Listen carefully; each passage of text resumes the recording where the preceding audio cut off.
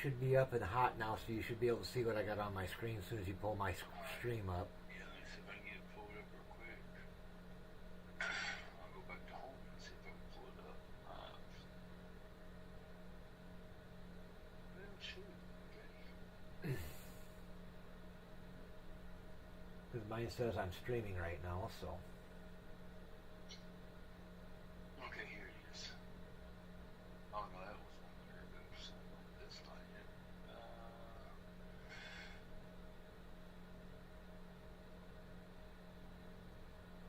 That might be current. Yeah, that's what. Yeah, okay, it's current. Okay. Alright, so you see the differences between your tire pressure sheet and my tire pressure sheet? You see what I'm doing differently than you are? Oh wow.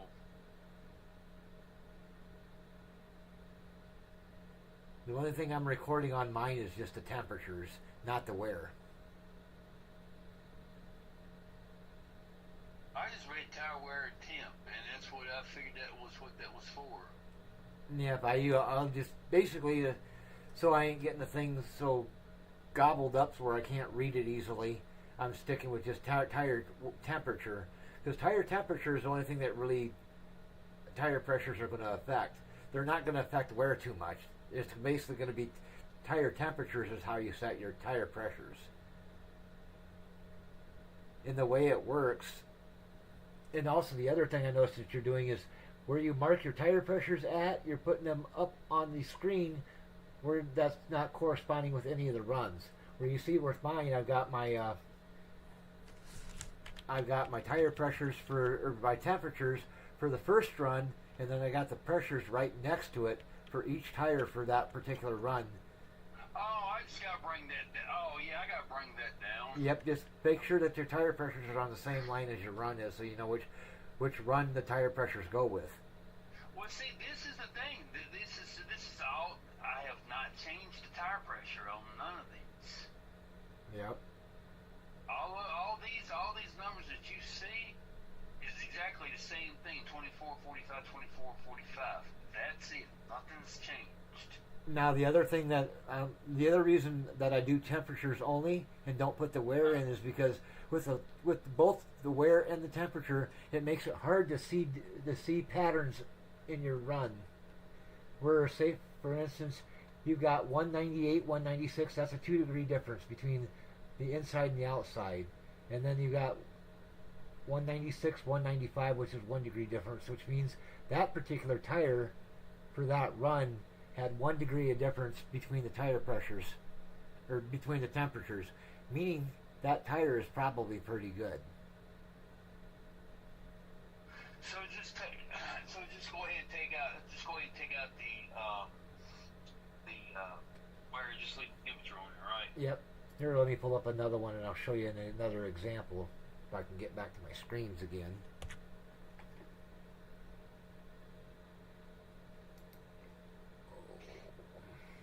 I need to get out of iRacing completely because it's fucking my damn shit up.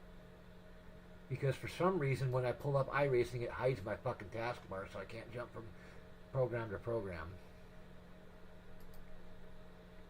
And I don't know why it does it. I tried to fix it and then I fucked my iRacing all up and then it doesn't display on my monitors at all correctly. Alright, so where the hell are we? Need to get to... Close that. Minimize that. Whoop. That's your fucking stream I'm on there. I'm not even on the right thing there.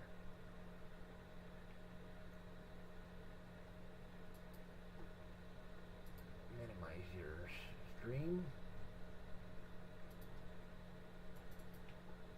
Okay. Truck.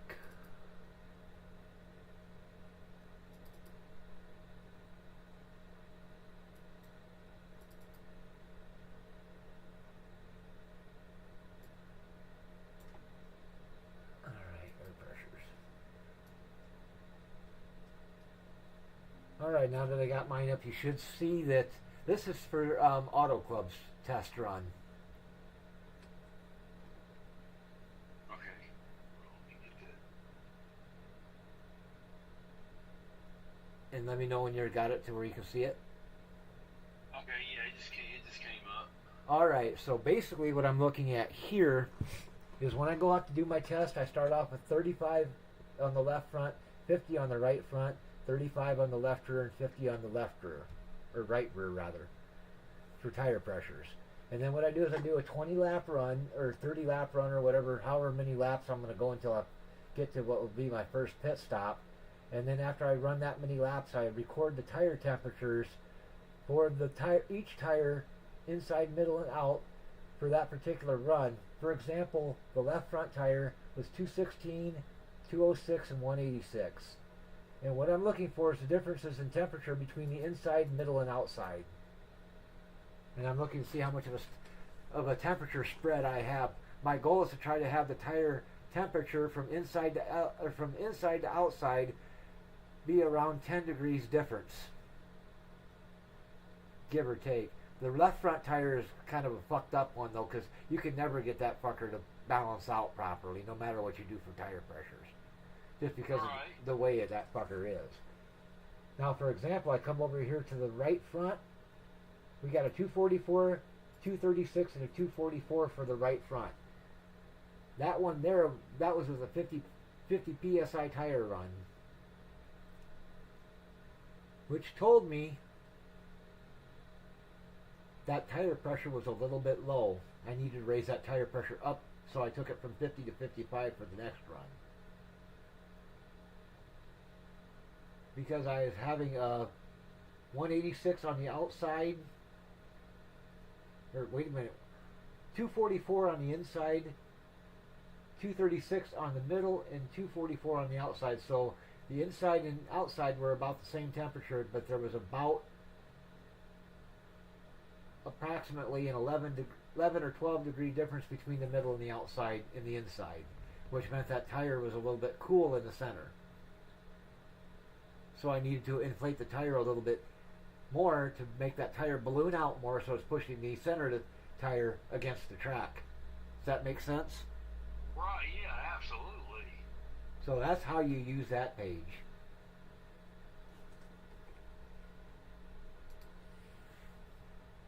And then what's your alignment look like? My alignment, This determines your caster, your camber and caster settings. okay, I got the page pulled up.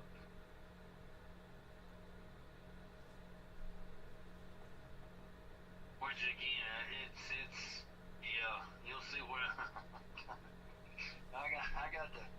I got the temperature and the wear on here again. Yeah, this one here for the tire alignment for camber, you just need the wear.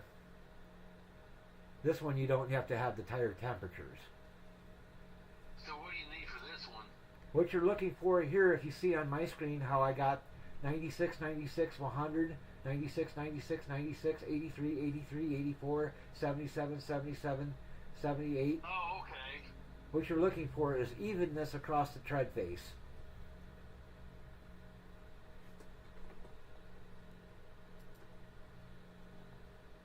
Yeah, I'll definitely have to go back and redo that one. I mean, on the next time I do it, I'll know.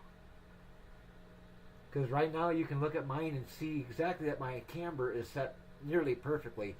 You can easily see the relation between each tire as far as where the wear is on each tire, to find out which part of the tire is wearing more than the others.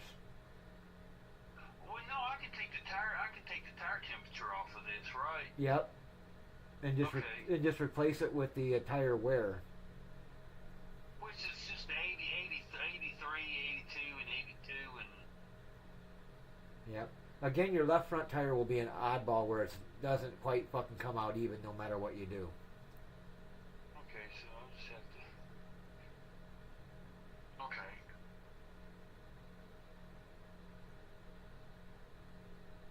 Yeah, I'll go back and redo that. And this is the spreadsheet I'm looking for here is the one that you're using for Las Vegas, right?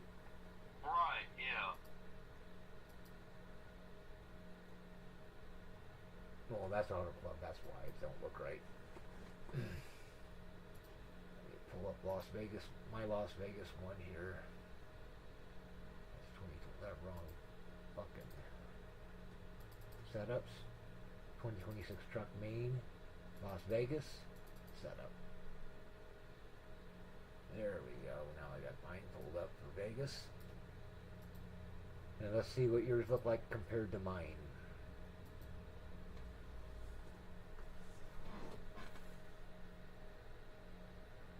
Your camber on the left front looks good. Right front, you're a little off on the right front, but not too bad. You're real close.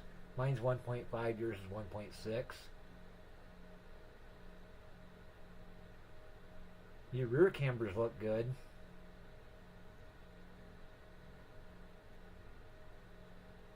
And you got your offset set correctly, it looks like.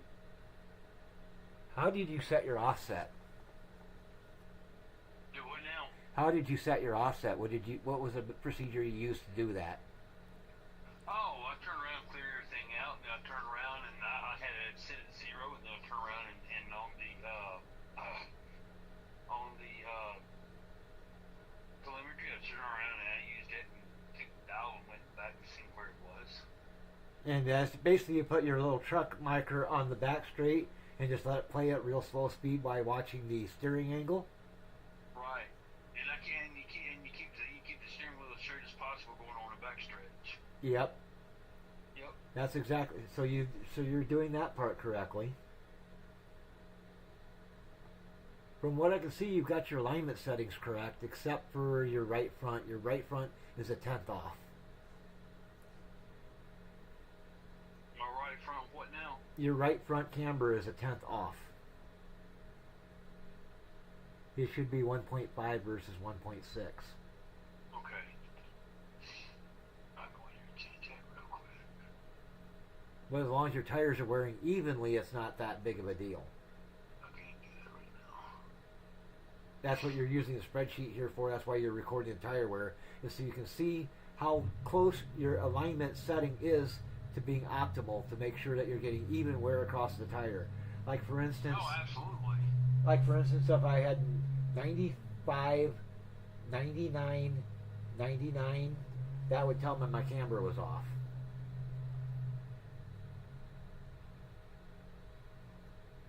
And when you go into iRacing and you look at your tire wear, you want those three numbers for the tire wear to be as close to the same as you can get them.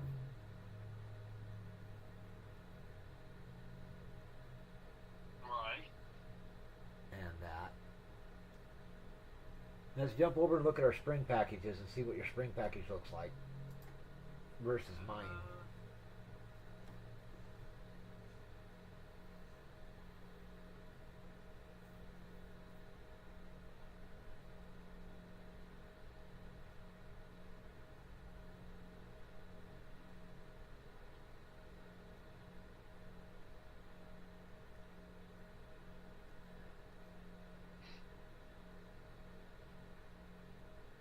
Yours is actually pretty close to mine. Really? The only difference is your left rear spring is set to 800 where mine's set to 700. And the other major you got your front springs too stiff though.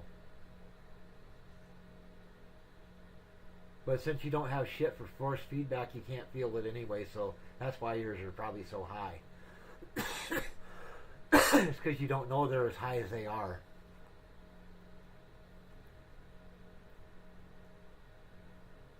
So the front needs to be lowered down to 8,000? For example, my front springs are at 3,000. Oh, wow. And the only reason I got mine set at 3,000 is because if I tried driving mine at 9,000, I wouldn't have any fucking wrist left. It would my wheel would beat the hell out of me with the spring set that stiff. So you probably don't have your force feedback set correctly. It must not be. Damn, it must not be. Yeah, because with a 9,000 spring package in the front end, that wheel should be beating the fuck out of you if you hit any bumps. No, it must not be set right. That's the only thing I can see. And the way of setting your fucking force feedback, it's going to be kind of a feel thing. The best way to set it is go to a bumpy track like Dover or go to like Auto Club or something like that, something that's known to have a lot of bumps, and then start your force feedback settings on the auto setting, and then adjust it down until you just barely feel the bumps, and then once you feel the bumps go away, bounce it back up until you start to feel them again, just barely feel them. Okay. And that's with your spring set at 9,000 on the front end. And with your spring slopes set to 0 or 1. Okay, do what now?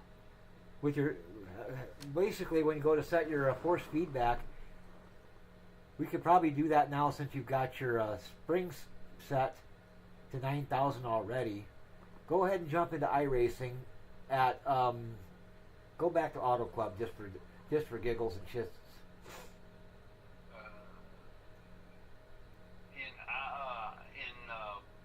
AI racing, just out of Just a regular test session. You don't need to be in the AI, because all we're doing is we're going to be setting your force feedback to make sure that's right.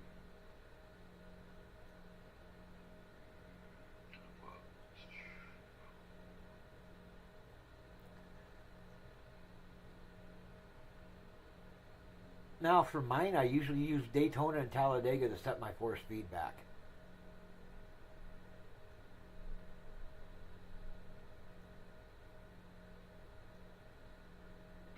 Oh, there's Auto Club. I was wondering where the credit went to. Actually, just for shits and giggles, jump into Daytona as a test session.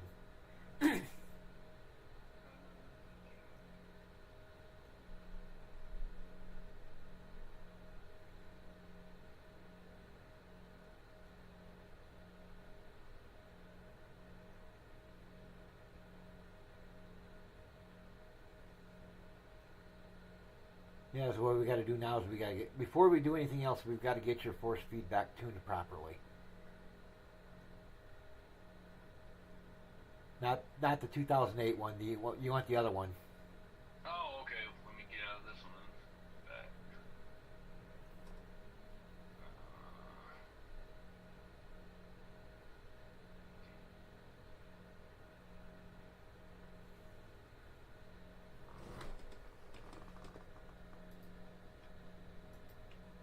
Oh, is this the oval? Yep. Just the standard, just the latest version of the oval scan, which would just be listed as oval. Okay, gotcha. And I'll do the same thing on mine so you can kind of see where I'm at.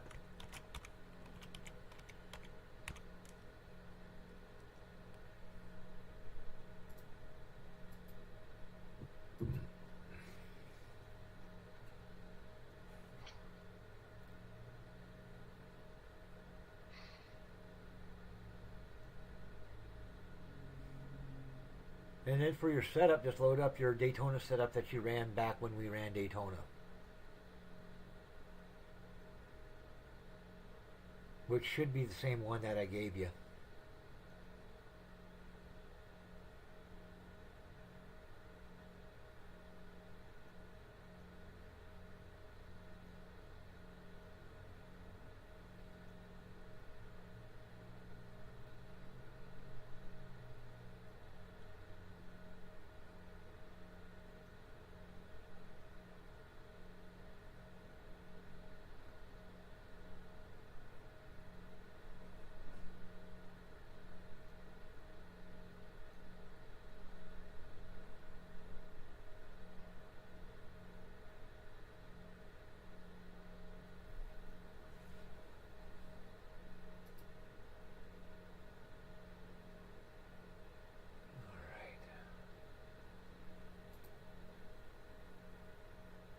Alright, where the hell's my wheel thing at?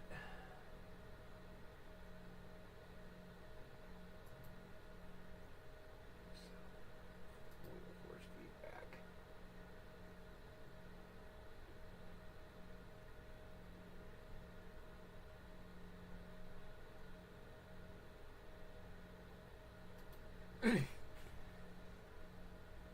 Now what you want to do is go into settings. Okay. and then get to the same screen that I'm on right now on mine.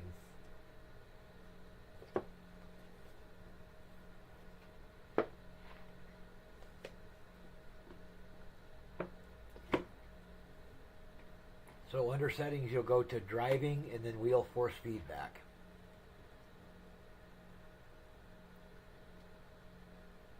It'll be on the left column right under settings. Got it.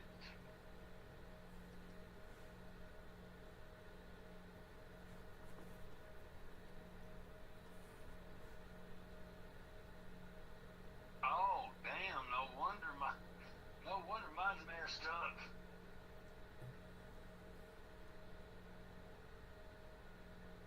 Yeah, yours is way off compared to mine. Shit.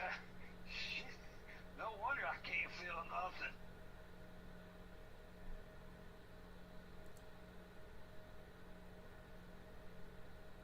So if you can see mine, try setting your settings to the same thing that I've got. So the strength in yours is what, 5? Mine's set at 65.5. Okay, yeah, it's kind of blurred on my phone, so it's like, yeah. But the strength number will say 5. Okay, that's what I thought it said. So let's see if I get to 5. So on my strength it says 74.9. All right, I had to blow yours up so I could see it a little bit better. Yours is at 48.3 Newton meters. Mine's at 67.5. Now you're at 74.9. But I'm on at 5, so I need yours is on 67, right? Yep. You see where yours says 64 point or 74.9? Right. Adjust that slider until your 74.9 says 67.5 or fairly close. Is it 67.5? Yep. Okay, 67.5.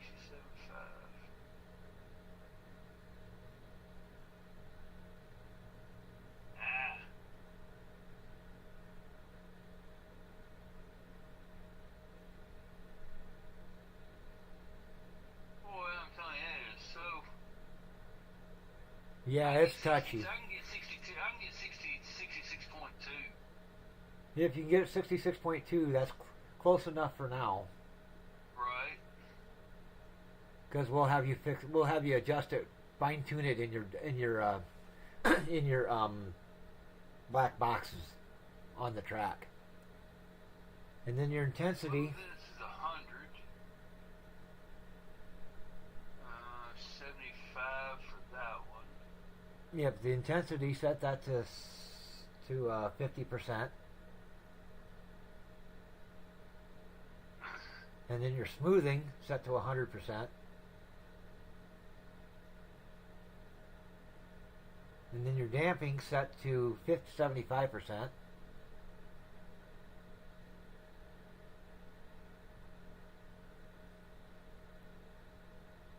And then your min force set to 0.0. I did. Alright, click apply and close. Okay. And then you're going to jump out on the track.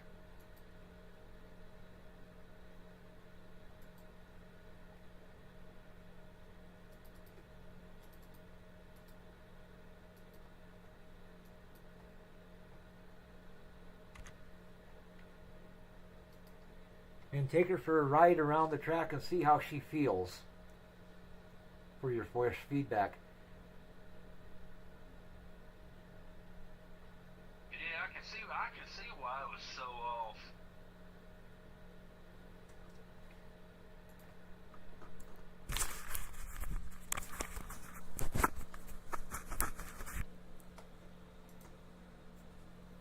Show graphics.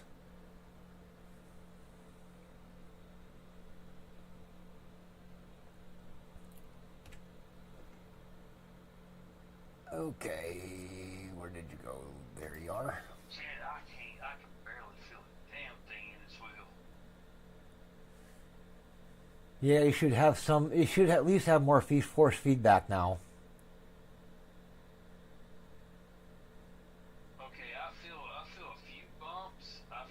bumps, but it ain't. Do you feel resistance when you turn into the corner? No. All right. That left arrow or that right arrow at the bottom of your graphics adjustments, Right. you should be able to adjust your force feedback using that arrow.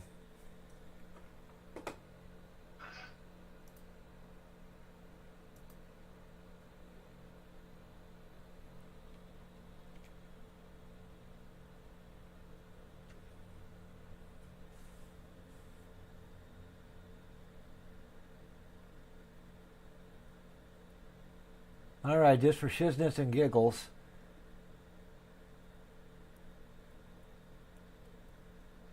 Now I'm at a 10, and I can feel some resistance.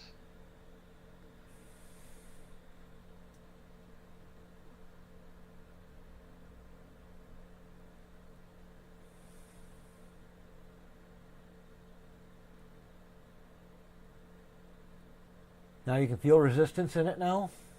Yeah, I can feel where the steering's a little bit tighter. A little stiffer? Yeah. All right, as you go down towards the yellow lines and going into one of the corners, do you feel the bumps in the corner? Oh, I do. All right, now what I'm going to have you do is I'm going to have you pay attention to your speed that you're carrying going through the corners.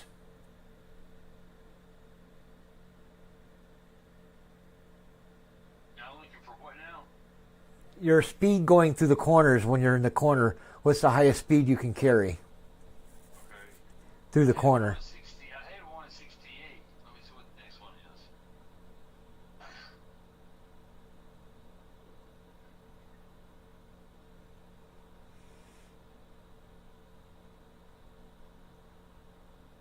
Yeah, 173 on one.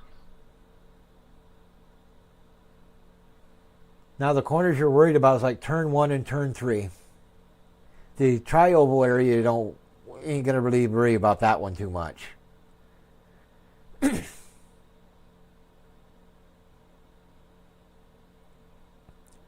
out of the back stretch going in is, wow, 169.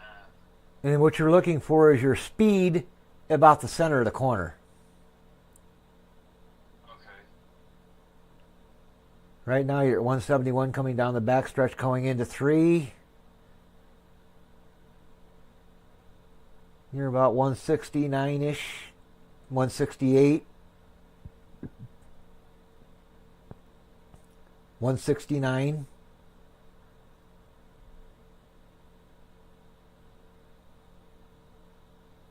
All right, now what I'm going to have you do is I'm going to have you hit that button that says auto.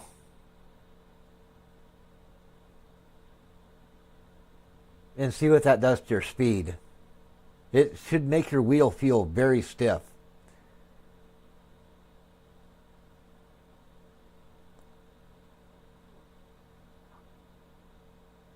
Oh, yeah. Now watch what happens to your speed as you come through the corner with it set real stiff like that.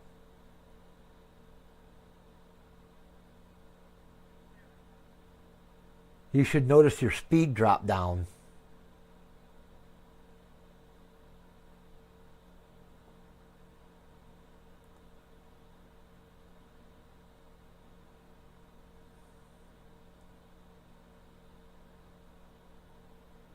Did you notice that? Yeah, your speed through the center of the corner should be a little bit lower than it was before.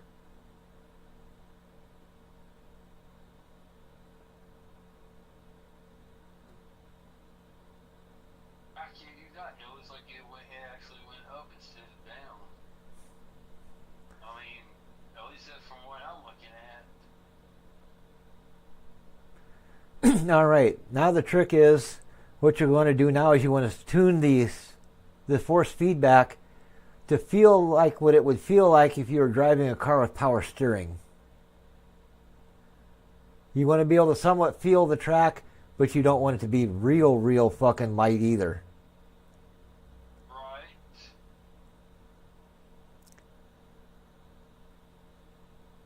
Now if you can get that 65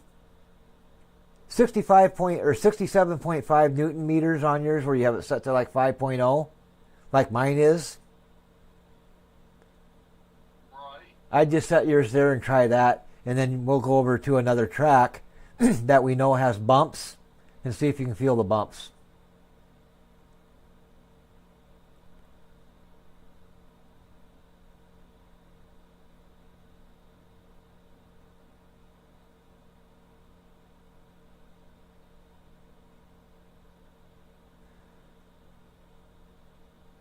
All right. So I'm looking for on the is it the Newton meters? 67.5. 67. Okay. 67.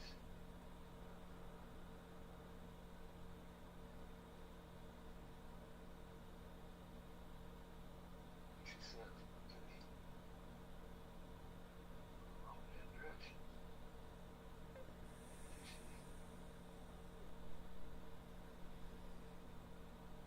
I can't get to 67.5. The only thing I get is close to 67.2.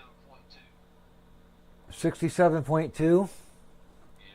Well, then use that then. Okay.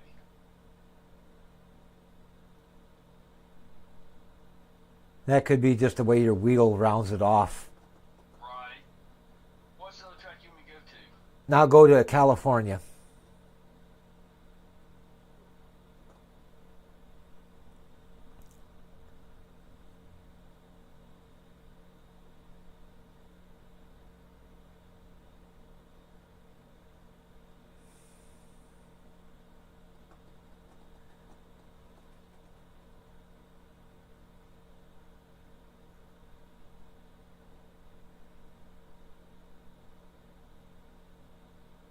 Either that, or instead of going to California, go to Rockingham 2012 Oval.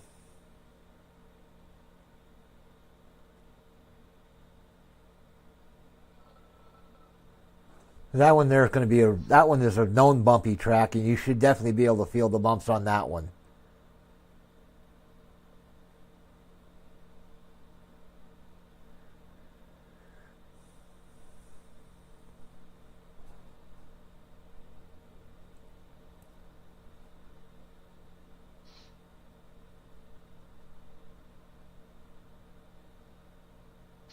Oh, here it is.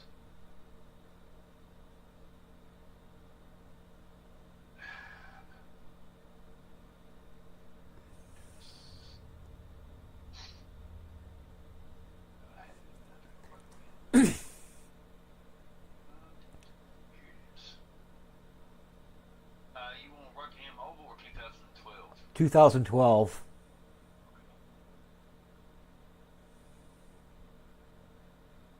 Because Rockingham Oval is the new scan, and that one is nice and smooth. 2012 is the bumpy fucker. Okay.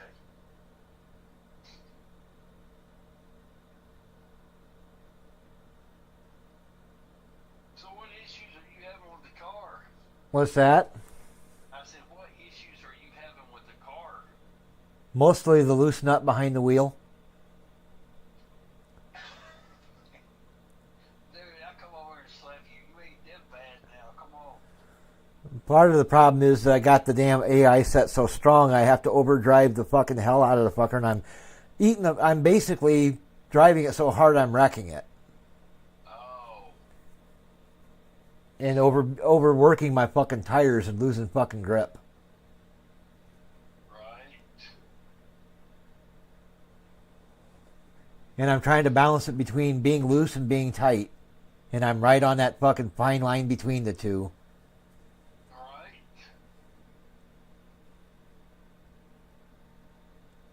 And the other problem I'm having is the way I'm probably coming off the corners is I'm not coming off the corner to quite the right angle. I clip the fucking wall coming onto the straightaway, right when we're supposed to straighten out.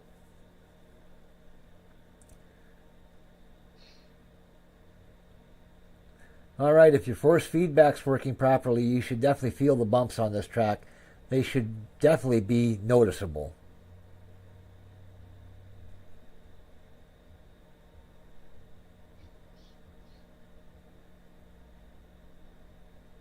you feel them? No, I do not. I mean, I feel like I'm riding on glass. I mean, it's just that smooth. And this track is not smooth. I can see by your force feedback meter that you're hitting a lot of bumps. You should definitely be feeling them. No, I am not. Huh. Yeah, that's what I say. Alright, go back to where it says auto on your fucking force feedback and reset that back to auto again. Yeah, because you should definitely be feeling the bumps. Oh, now you go to auto, now you can start feeling it. Yeah, I can hear it rocking in the wheel now. So is it really noticeable?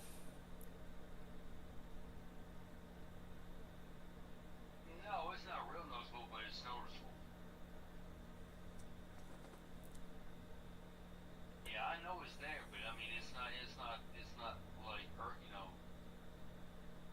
Does it feel like it's not. does it feel like it's trying to turn out of your hands or try to change your direction? No. Oh, you must not be as sensitive as I am, because with that setting, that with the set to auto, I wouldn't even be able to drive the track. It'd throw me into the bumps would throw me right into the wall.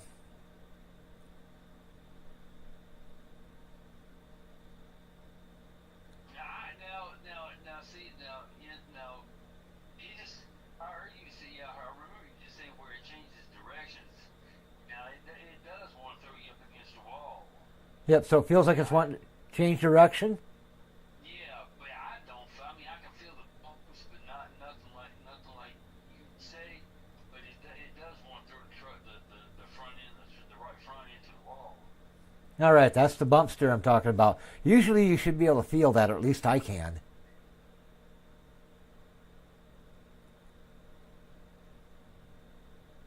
So what you need to do now is you need to adjust that force feedback strength to where it stops throwing it toward the wall.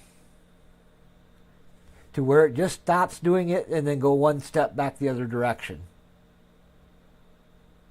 So go down and back up one. Yep. One or two.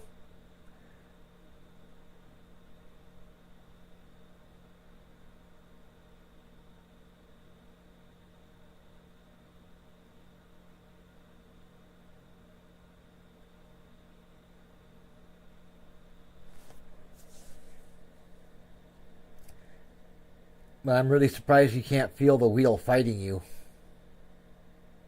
Oh.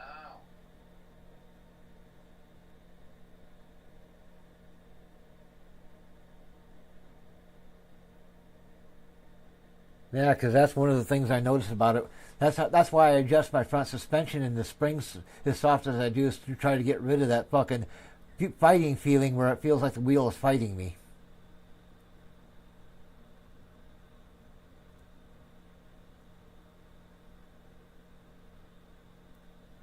I don't know if you can see your force feedback meter on your screen.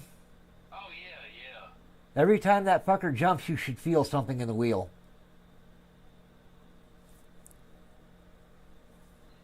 Yeah, I get that. I mean, I can. That was. I should have done.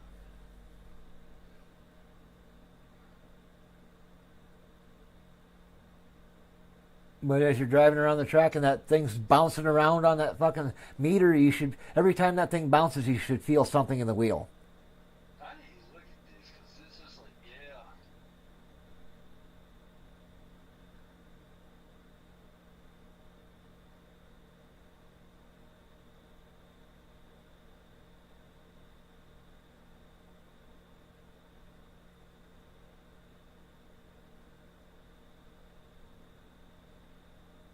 I feel a little bit, not nothing major.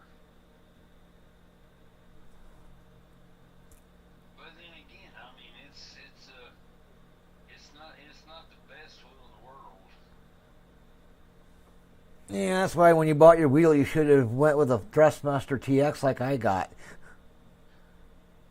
It was long before I met you. I thought you said you had to buy a new wheel one day. Oh yeah, well yeah, one day.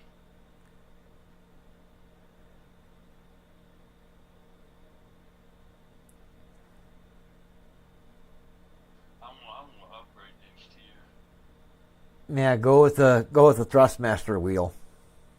They're a lot better than those Logitech. Oh, absolutely. Okay, I can live with that. I can live with that bouncing up there on the wheel. It feels pretty good right now. Yeah. You can feel the bumps, but they're not real harsh. They're not real harsh. All right.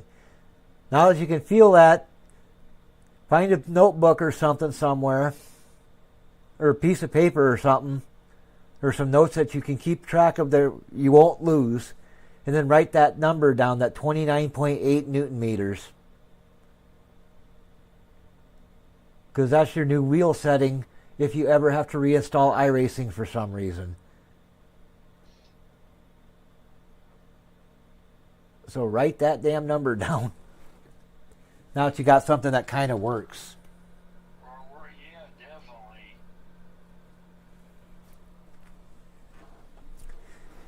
Done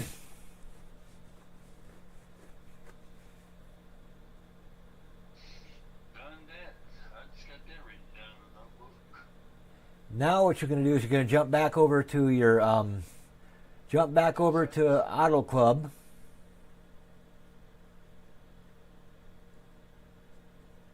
Auto Club or Las Vegas? Auto Club. Just to make sure your setup is good on that one. Right. Because we've changed your wheel now so that your setup will feel different.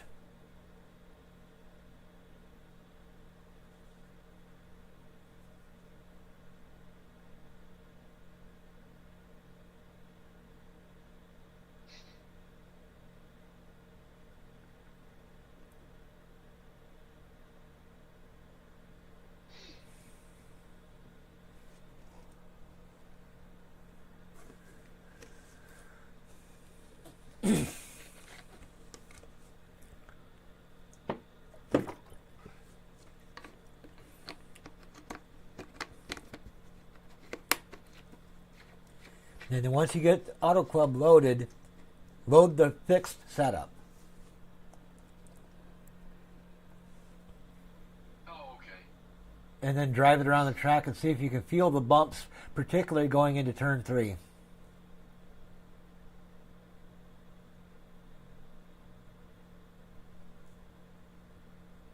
Because with the fixed setup, you should really feel them. The setup that I had you work on for fucking Auto Club, with that setup, you shouldn't hardly feel the bumps at all. That's why I'm going to have you do the fixed setup, so I know you can feel them. Right. Just to make sure everything is set properly.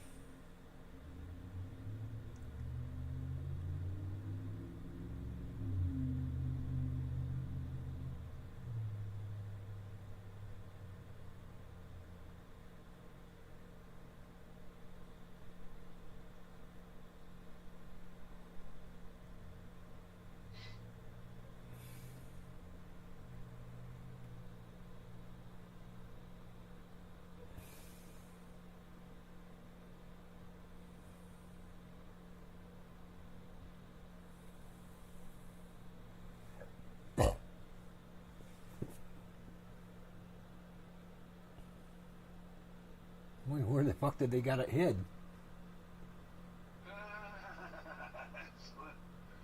Yeah.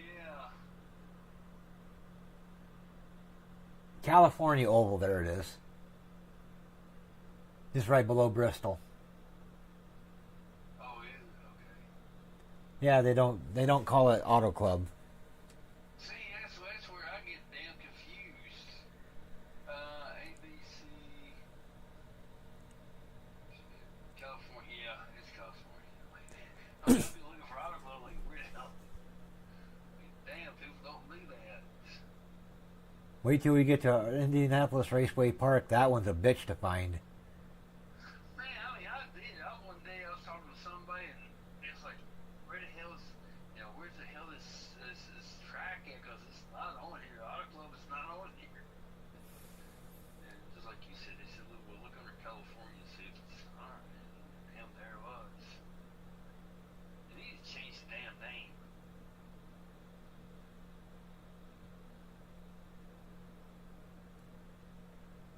All right, what we're going to do with this, go out and just run a few laps, and what we're looking for is to make sure you can feel the bumps going into turn 3. And you have to be on the higher line to feel them.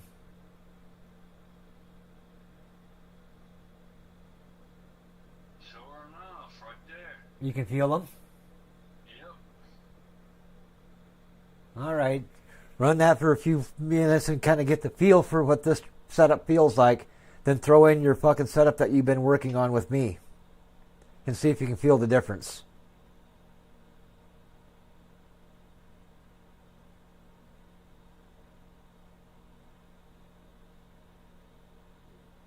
Yeah, I can see your force feedback is all over the fucking place.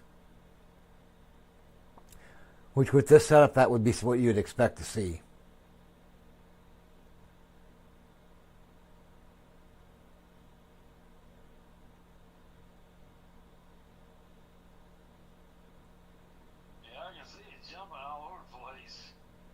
Yeah, each time that thing jumps, you should feel something.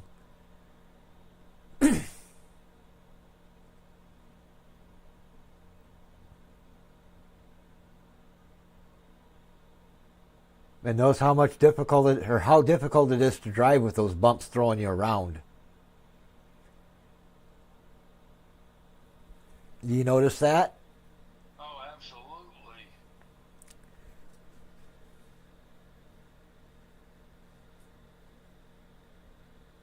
Especially turn 3. Yep, especially going into turn 3. Pocono, you'll notice the same thing going into turn 1 at Pocono. That's got some bumpy stretch going into that fucker. And if your first feedback is set properly and you don't have your setup right on the truck for your front suspension, those bumps will throw you right into the fucking wall. Don't ask me how I know that.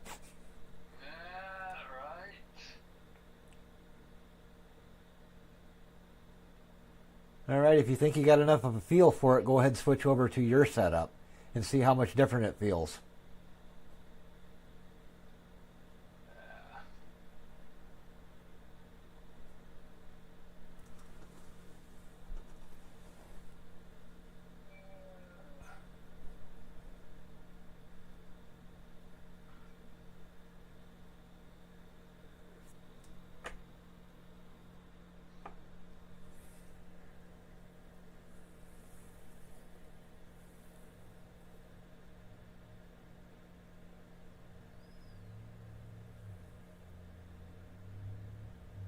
When you get your setup loaded before you take off and drive, I want to see what your front springs look like.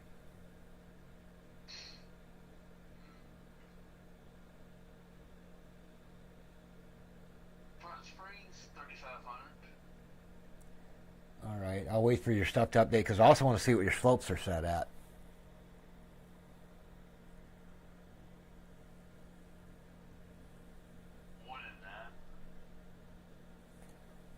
All right, take her out and drive it and tell me how the bumps feel. If the bumps are noticeable, or if they're not too, or if they're too harsh or not harsh enough.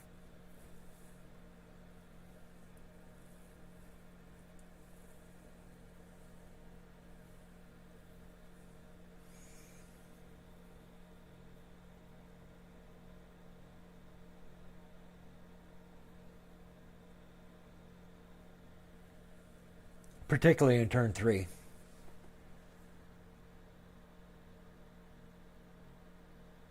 You should still somewhat feel the bumps, but they shouldn't feel as harsh as they did with the fixed setup.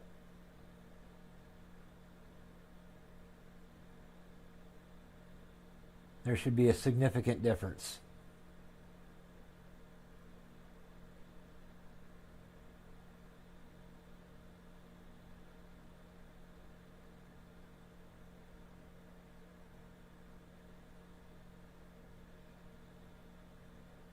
How's that feeling? Man, I gotta do one more round for it just to think about it.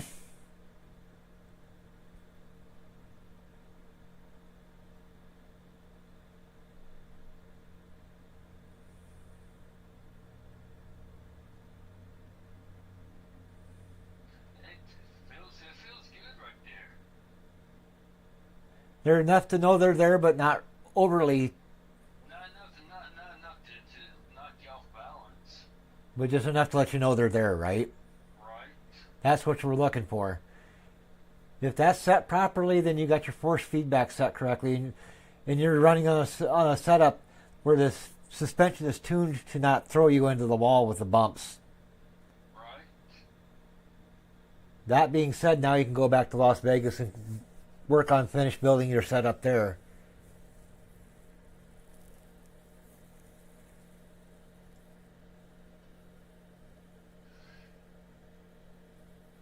Yeah, because I get Las Vegas, I'm gonna start working on the other one.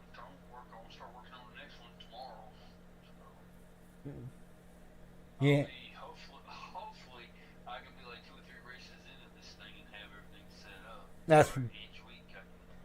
Yep, and then keep the setups. Actually, should create yourself a folder for the 2026 season, and then put all your setups in there. So next year, when we come back and you go back to these tracks next year, you can just jump into the 2026 season, grab that setup, and be ready to go for next year. Other than maybe a tweak or two here or there, because that's how I do mine.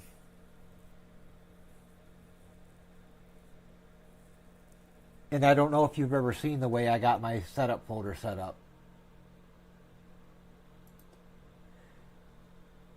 And if you showed me one day. Yep, if you got my screen up right now, I'll show you mine. Okay.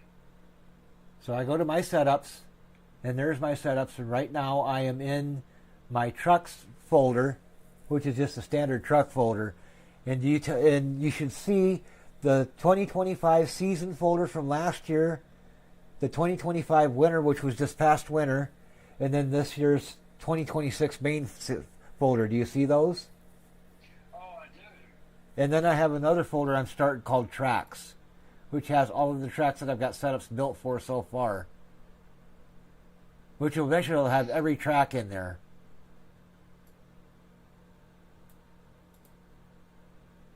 And then, of course, I got my baseline setups. Yeah, I saw the Atlanta SS. Yep, that's the Atlanta baseline setup that I used to start. That's to get me in the ballpark so I can start building the setup for Atlanta. Right. And then I also got the non-SS baseline. That's the baseline for every place other than Daytona and Talladega and Atlanta.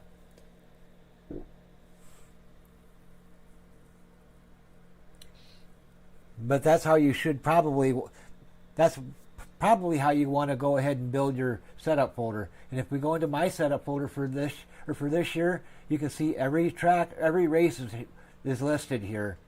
We got Daytona, Atlanta, Auto Club, and then you notice, for instance, if you see my Auto Club folder, what do you notice in the name of that folder?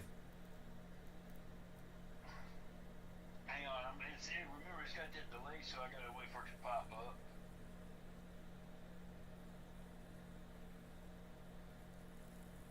Yeah, in the name of the folder, you'll notice something different between that folder and the other folders.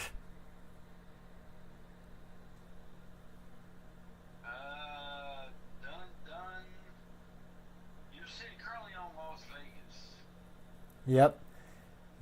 If you notice, I got the word done on some of the tracks. Those mean the setup is built for that track and been tested and is ready to go. Oh, okay. That's how I know if a setup is ready to go or not. If it don't have the word done next to it, it means I'm still working on that setup or I haven't started it yet. Okay, like Watkins Glen. Yep, Watkins Glen hasn't been done yet. Dover's done for the truck. Charlotte's not. Yep, I haven't even started Charlotte yet, technically. Michigan and Iowa. Yep. And then I got the rest of the races going all the way down. That's the entire season right there. Now, what's Nashville SS? Nashville Super Speedway? Oh, okay. Yep. And if you notice, I have numbers in front of each race. Yeah, I saw that. That's the number. That's the race number in the season. So, like Milwaukee's the 26th race of the season. And Kansas is the 33rd race of the season. Yep. So if I want to find out when a race is, I don't have to bother going into the iRacing schedule. I can just pop into my setup folder and know exactly when the races are coming, the order that they're coming in.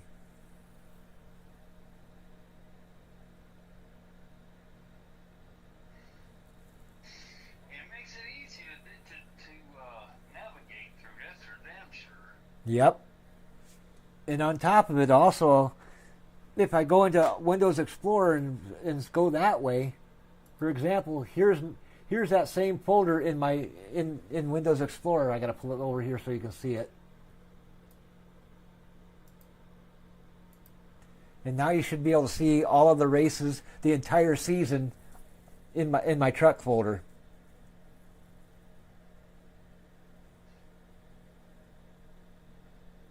I know it's got the delay. You should see it here in a couple seconds. Yeah, I know. I know it's got the tumbleweed. Yeah, I see it right there. And if I open up a race like Daytona, I got a qualifying setup in there, my race final setup, and then I got my setup notes folder, or my file for my spreadsheet. And I keep my spreadsheet in the race folder for the race that it's for. Yeah, I know that right there. I'm going to have you show me how to put that spreadsheet into that. That's not hard to do. But first you got to create your setup folder first. Yeah, I'll do that. And get that set up like mine did. And the way I did mine is I got two monitors, so it makes it a lot easier to do this. But what I did is I just went to the schedule in iRacing and then just created my setup folder for 2026, and then I created a folder for each race that's on the schedule. Each race has its own folder, and I throw everything related to that race, my setups and spreadsheets, and even telemetry data if I decide to save it. Didn't want to keep it for some reason, I'll throw the setup data and the telemetry data for that race into the folder so that if I ever got to go back and look at the telemetry for that race, I can. But I don't usually save the telemetry data, so I don't usually put that in there since I don't usually save it. But if I did, that's where it would go. Okay.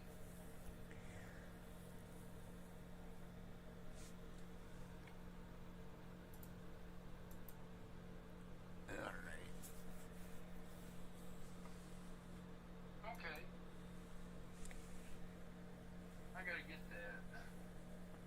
Yeah, having that fucking setup folder, and then make one of those every year. Every time there's a new season, make one of those. And then you'll always have setups for every race. Make one for your Xfinity too if you plan to do anything or to run your Xfinity regularly.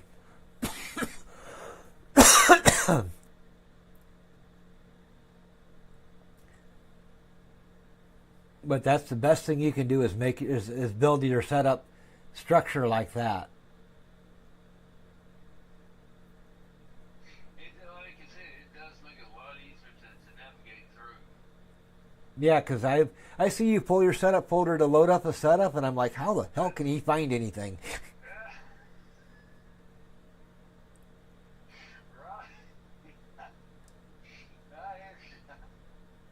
I notice a lot of iRacers are the same way. They throw all their setups in their main setup folder, loaded right off their truck or their car or whatever, and they're like they struggle trying to find a setup.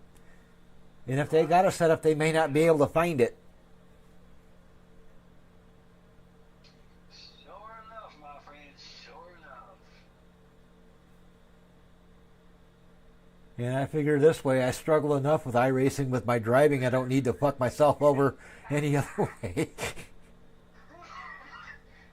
need to add more shit to the shit. Yep, I don't need to make it more difficult than it already is.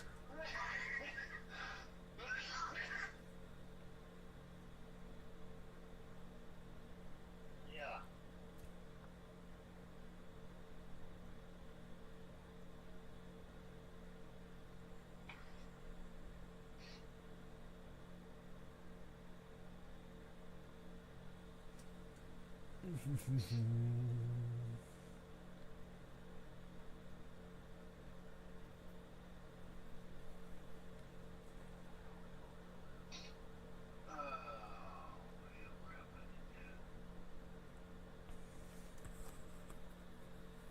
I got to run to the potty room for a minute.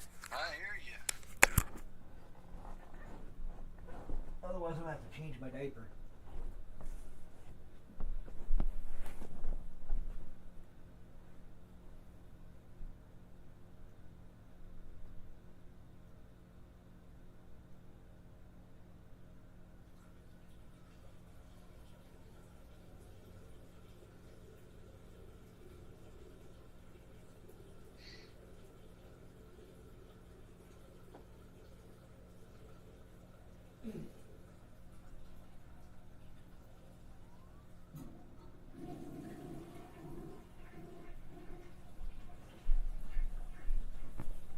Now, one thing I'm going to let you know about when you start building setups for the Xfinity car, you'll start catching yourself doing this like I do. You'll discover something that works good on the Xfinity car that you didn't do in your truck setup, and you'll go back and readjust your truck setup to take advantage of whatever it is you discovered in the Xfinity setup to make your truck setup better. Right. I find myself doing that all the time. It's like, Jesus Christ, didn't quite have that one ready to go yet, did I?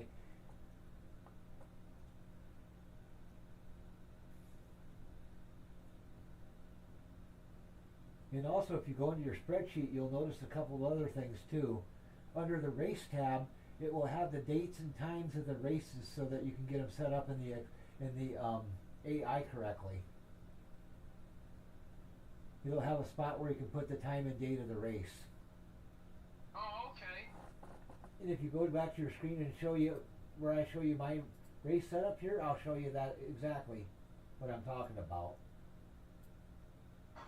Okay. So right now I am on the, I think this is for Dover.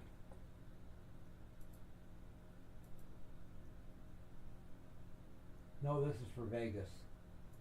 So I've got the setup sheet for Vegas open, and if you see here, it's got the date and the race start time as well as the number of laps and how many sets of tires I get for that race. Oh yeah, the dates like 3/14/2026, track oval, time what is it, 105 and 80 laps. Yep. And then their 4 tires. sets of tires, and you pit every 25 laps. Yep.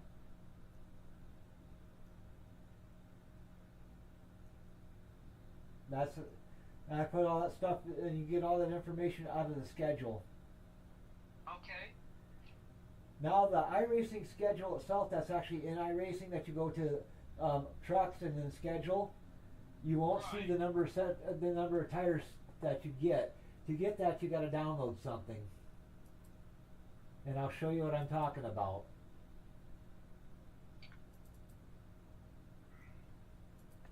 So it's what you got to download is it's in the schedule, right? Yep, you got to download the or the current schedule, the current iRacing race okay. schedule, and then what you'll do is you come down here to where it says, where's the trucks at?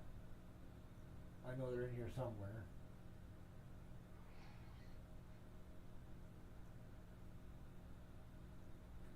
iRacing. Oh yeah, that's kind of hard to find right there. I know it's There it is. That's the CC. That's the C. That's the fixed series. 2026.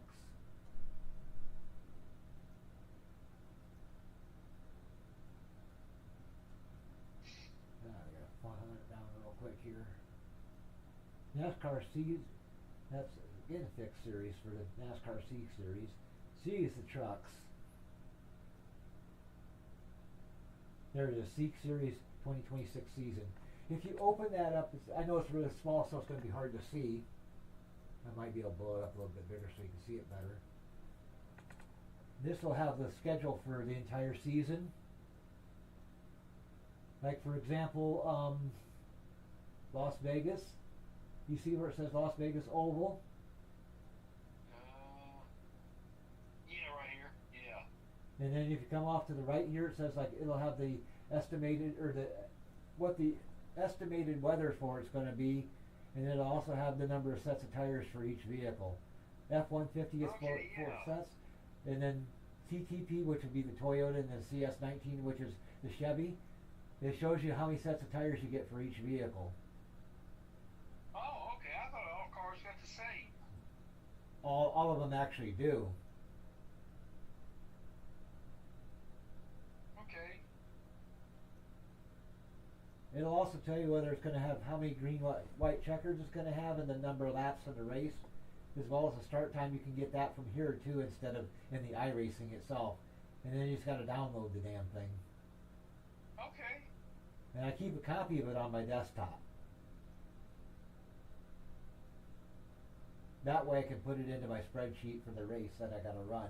So I know exactly how many sets of tires I have, so I can figure out my pit strategy when I'm going to pit. So you say when you put it in there, do you copy exactly what's on there and paste it in there, or do you actually put that whole thing in there? No, I just look there and find out what the tire sets are. Like for Vegas, it's 4 tire sets. And then what I'll do is I'll come into the spreadsheet and I'll just type in 80 laps and 4 sets of tires and then the date.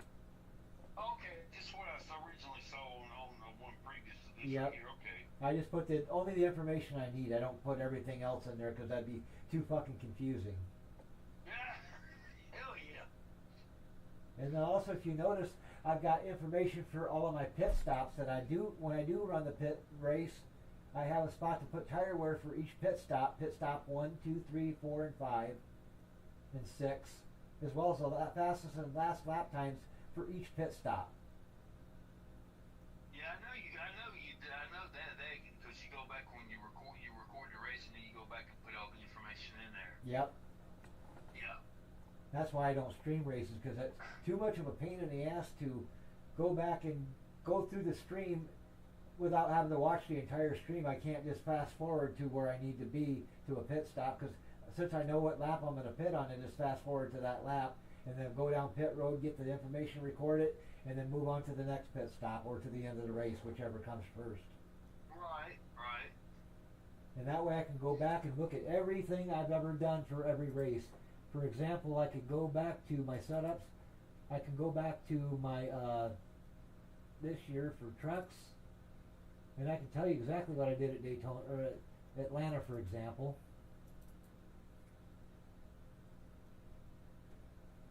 And when I do the thing for Atlanta, I got 93, 95 on the first pit stop for the front tires, or for the tire wear. For the first pit stop, and the last pit stop at the end of the race was 94, 94. So I could see what my tire wear was for the entire race, as well as what lap I pitted on for tires. And if you look, you'll see where it says pit stop number 1 that occurred on lap 42, and it was under caution. That's what the C means. Oh, is that what the C means? Yep, that means it was a caution. Okay. And then I also record the qualifying position, where I started the race and what my finishing position was and how many laps I completed.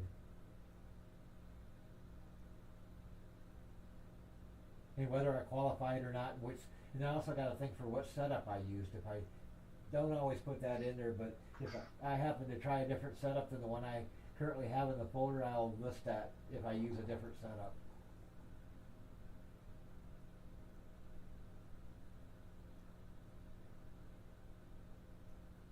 So having good record keeping is what helps you win. No doubt. How do you get your fastest and last lap? I mean, it's recorded on there too. Yep. See, I just did not know that right there. Unfortunately, I don't have a recording that's still around. Right.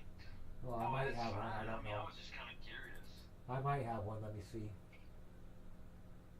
I've got to have one in here in my recycle bin somewhere.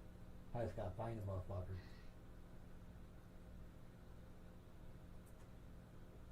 Yeah, there's one, I think. Yeah, here's the one for Atlanta.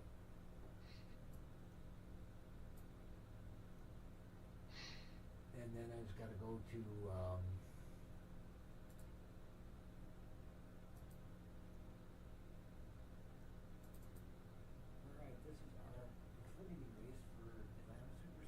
All right, here's the one for Xfinity.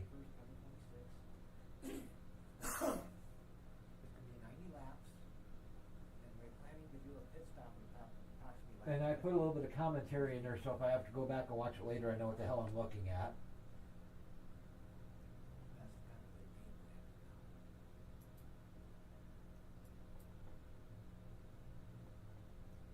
plan. And then what I'll do is I'll go through here and I'll fast forward.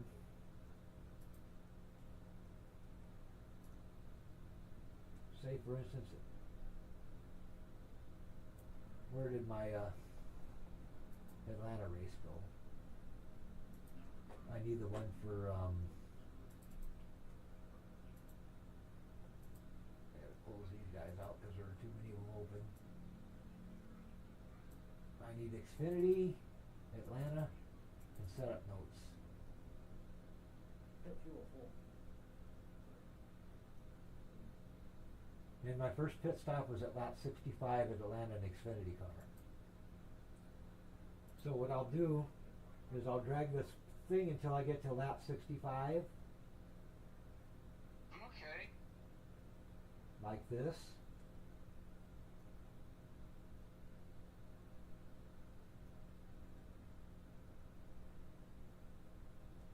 Or a lap before 65, and then I'll just let it play through until it comes time to pit. Since I know I'm going to pit on lap 65, I should be coming in this time by. So what I'll do is, if you see on my lap timing screen, it's got my best lap, and then I got the last lap, and then I just write record I those see down. right there.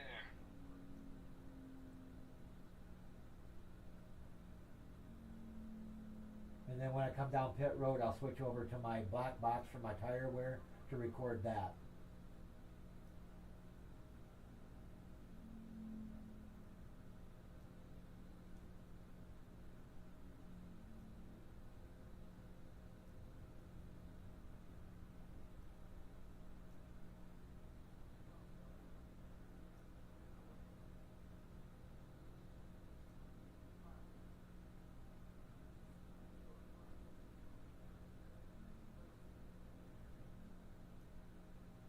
Show tire info. And then I switch over to the tire info black box and record the data for the tires.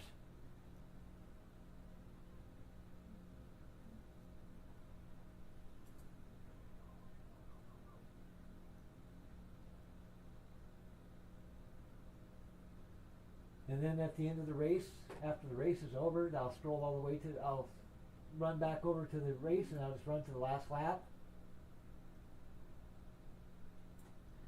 We're on the white flag right now, and I'll just run through the last lap, and then as soon as I cross the start finish line for the checker flag, I'll record that last lap for that. Okay. Yeah, I see how you do it now. Yep.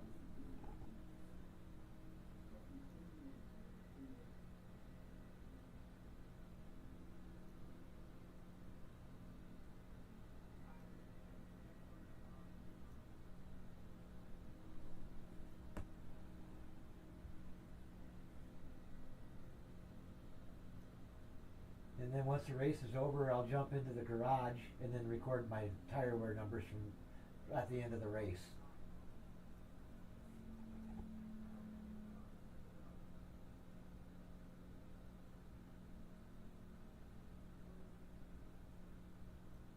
So you just record it, you just don't broadcast it. That's correct. I just record it with OBS. Unfortunately, we just didn't get Okay. enough top 10, but it just wasn't enough to fucking clinch it for us. That big strategy didn't quite play out the way it's supposed to. We had caution come up with about 20 laps in, 25 laps in. Way too early to pit. Man, that's a beautiful sunset that they captured, that's for sure. Yeah. But now you got a feeling of how I get all the information out of the races that I run. Absolutely.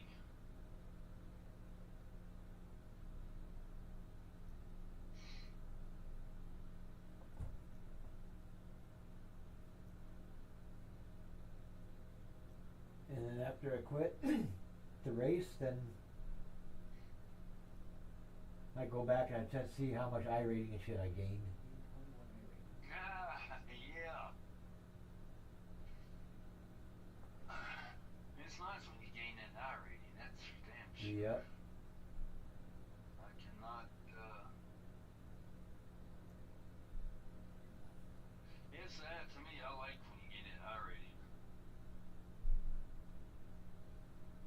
Yeah, it's something that's hard to get a hold of.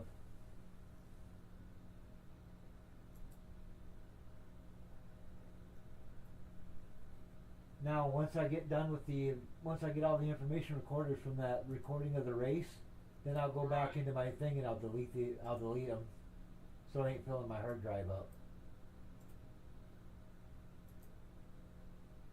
Yeah, you delete what now? The videos after I get done. Oh, the videos, yeah. Yep. Unless I do decide to upload them to YouTube every once in a while, I do that. But not as much as I used to. I used to upload them all the time. The only problem though is that it takes so goddamn long to upload them.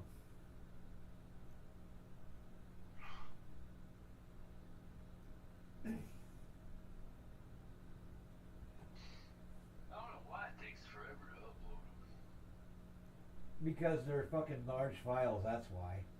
Oh, And they can only upload so much at a time.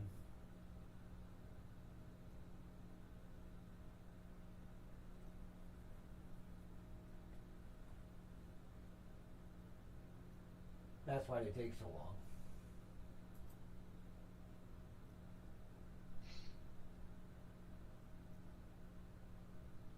alright.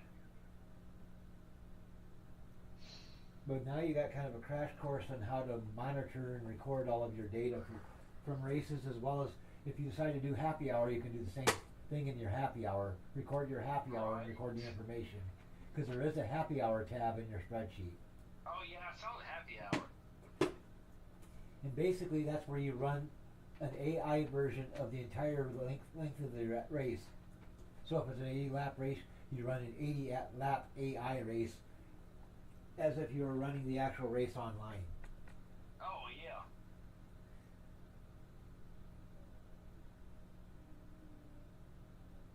And I know since I started doing that, I started doing better in the race. I don't have as many fucking wrecks, and I finish better. I just need to send Irish a letter to tell them that they need to fix it where these cars and trucks can stop and get fuel. I mean, come on. Yeah, that's the only thing that sucks about the AI is that pitting isn't realistic. I mean, listen, we live in the 21st century. Come on, you can make it happen. But the thing that's nice about the AI is it does let me practice my pit stops. It gives me the chance to go out there and make sure I can keep track of my when I plan to pit, so I don't fucking miss a pit stop. That's probably the biggest thing that I practice, to make sure I don't fucking forget to pit. To where I pit every 20 laps. It makes me practice keeping track of where I'm at in the race, so I know, okay, I got to pit at lap 20, and I'm at lap 15, means I got to pit in 5 laps, so that I don't miss that pit window. Right? And then it also gives me a chance to practice pitting, so I don't get speeding penalties or other fucking stupid mistakes and lose time because I did something stupid on pit road, like speed and get fucking penalty, or a blend line error or some other fucking thing. Yeah, I don't like them blue lines. I mean, that really sucks. What's that? The blend line, yeah, that really sucks. I mean, that right there is sitting you back like there ain't no tomorrow. Yep. That's why I do all the happy hour practices, to make sure I don't make any mistakes in the race. Gets me used to coming down pit road without speeding, making sure I don't overshoot my pit box. And for stuff like Daytona and Talladega, it gives me a chance to experiment with the amount of fuel I need to finish the race. And also I can use the AI to practice my pit strategy, as far as how many laps do I go on a pit run before I put tires on the damn thing. Do I do 25 laps, or can I stretch it to 30 and get by with it and not lose too much time?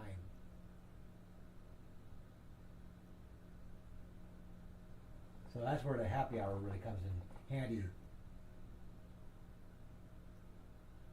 And I got the idea for doing happy hour because They do happy hour in the real world too.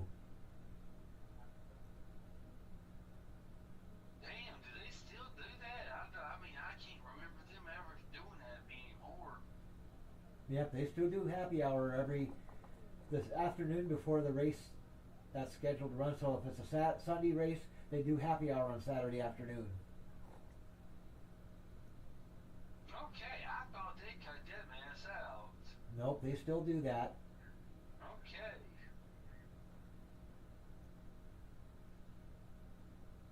Because it's considered the last practice before the race. Once happy hour is over, you don't get to touch the car. You don't get to do anything else in the car. The cars actually are impounded after happy hour. Right. And basically, they throw a cover on the fucker and they lock the fucker up, and the car's going to impound after happy hour. You can't touch them, or you can't even look at the fucking thing.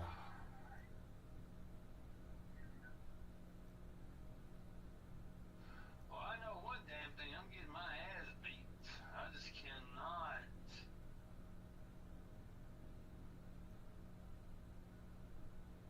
Yeah, I cannot pass these boogers. I passed one, maybe two, but then I wind up falling backwards and I cannot. Yeah. Now, what you do is when you get to the end of the race, check your tire wear. Make sure you're not burning your tires off. Oh, yeah. If you are burning your tires off over the course of this run, back your strength of field down just a percent or two.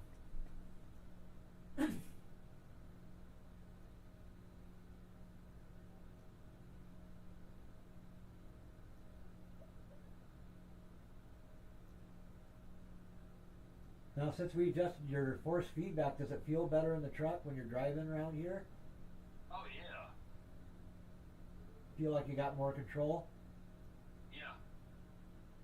That's good. That's exactly what force feedback's supposed to do. And now that you got your force feedback set fairly close to being correct, if you hit a truck or another car, you should be able to feel it in the steering wheel. Or if you hit the wall, you should be able to feel it.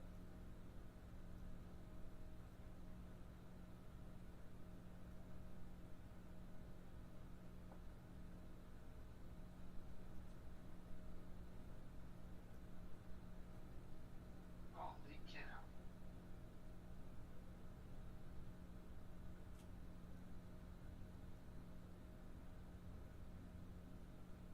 Now, this track doesn't really have a lot of bumps that I remember. It has a couple in a few places, but for the most part, this track is pretty smooth.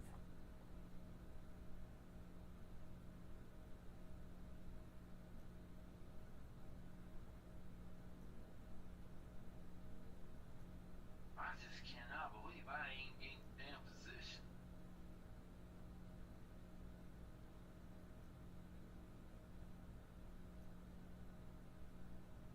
Now that's got me concerned.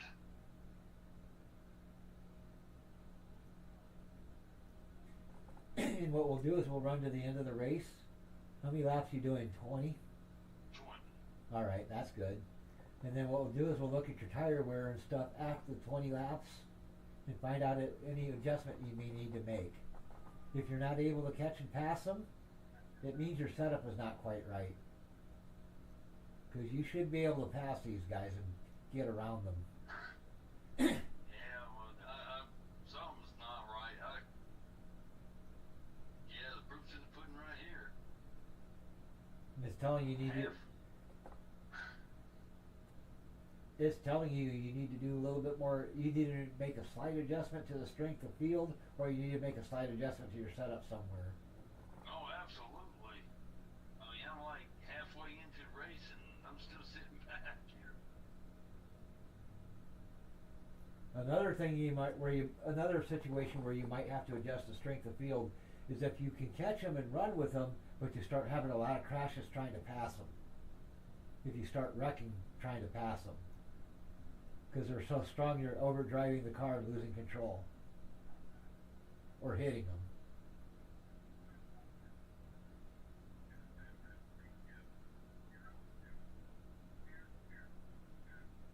Oh, well, I just crashed right there. Did I crash? Yeah. Oh, damn.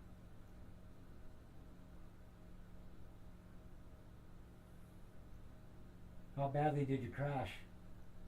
I got a 5X on that booger. Are you able to still keep going? Oh yeah, I can still go. Oh, then don't. Then if you could finish the race, finish the race. Run. Oh yeah, I'm not gonna try to pass him at this point. I can't do it, but I'm just so I get the information off of it. Yeah, but try to stay with him if you can. Oh no, dude, they are long gone. Yeah, they're like 4 seconds in front of me. All right, where am I? Yeah, I just came on the back stretch and they're going in the turn. They're going in the turn 4 right there. That's wrong track. I need to get my. I need to get my.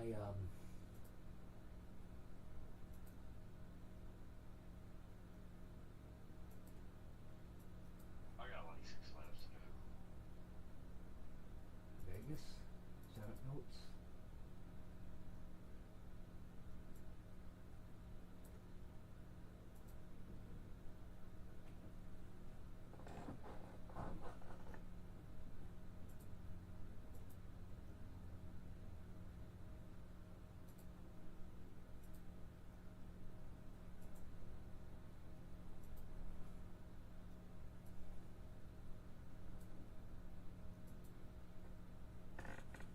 Your 31.646 is your best lap.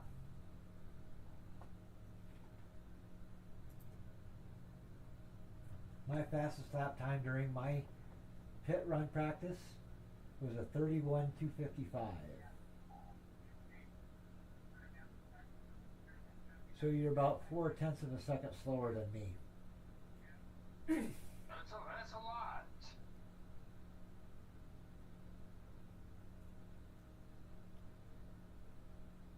And what we're going to do is we're going to find out why you're as slow as you are by comparing your stuff to my stuff. Once you get your run done.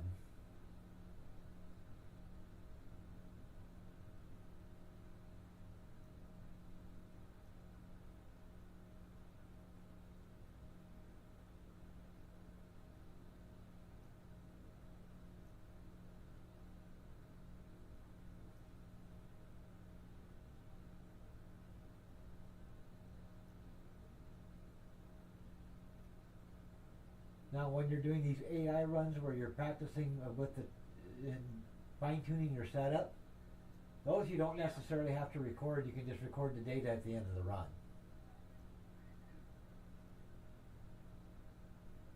Because all your data should still be there as long as you don't restart the race. All right. Yep, you should still have all of your tire wear and stuff in the garage and all of your lap times and shit.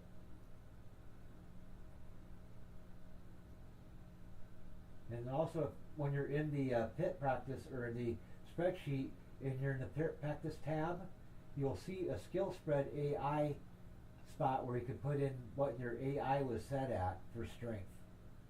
Oh, okay.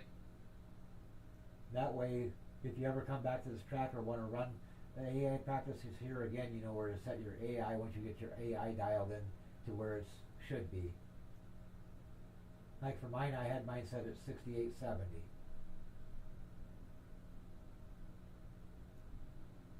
I think mine was like 63, 61.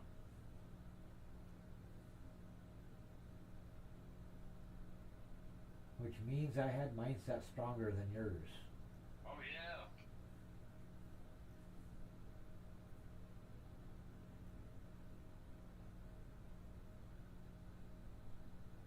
And that was the point where I could run up front and beat them, but I had to work to do it.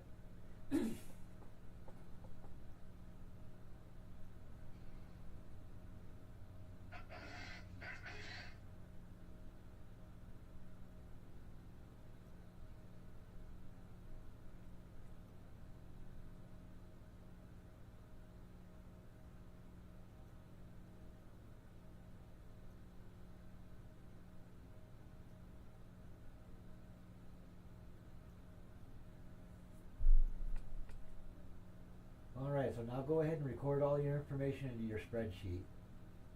Tire wear, lap times, all that stuff. along with what your setup is. And then we'll go through and we'll compare your setup to mine.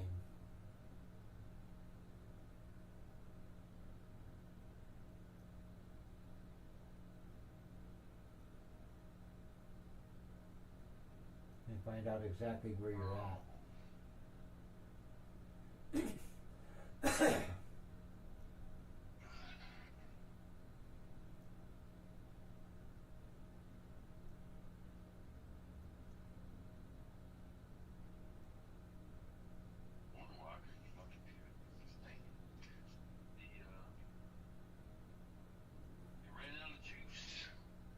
What ran out of juice? Oh, my keyboard. Oh, that's not good. No, I had to plug it up because I was like, man, why ain't it doing something? 37, okay, I want to make sure that was right. 35, 983, okay.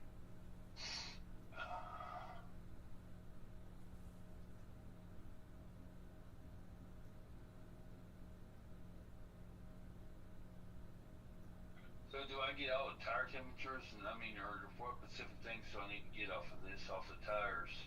I'll get your tire temperatures for your pressures and what your tire pressures are. Okay.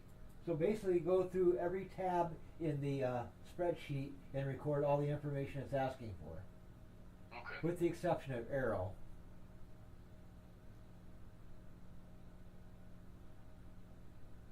So get your alignment settings, your tire temperatures, pressures, your spring package, cross weight. I'm sure I'm betting you probably hadn't got to the point where you're adjusting shocks yet. No, I didn't. Yeah, so you're going to basically focus on alignment, air pressures, your nose weight, spring package, cross weight, and that.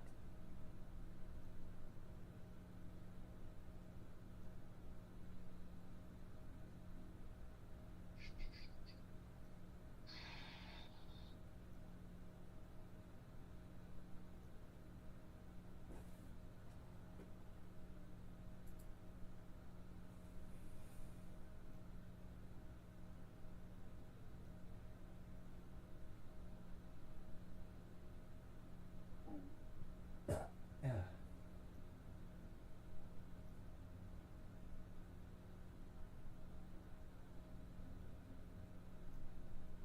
So when are you off to Walmart to get your microwave? Or have you already got it? I went and got it today. Okay. I bought that 1,000-watt one they got for like $78.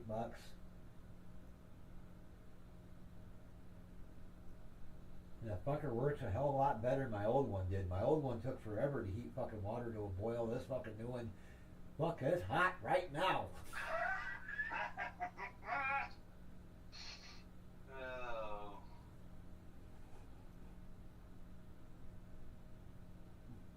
Nice thing though is it's about the exact same size as my other one was.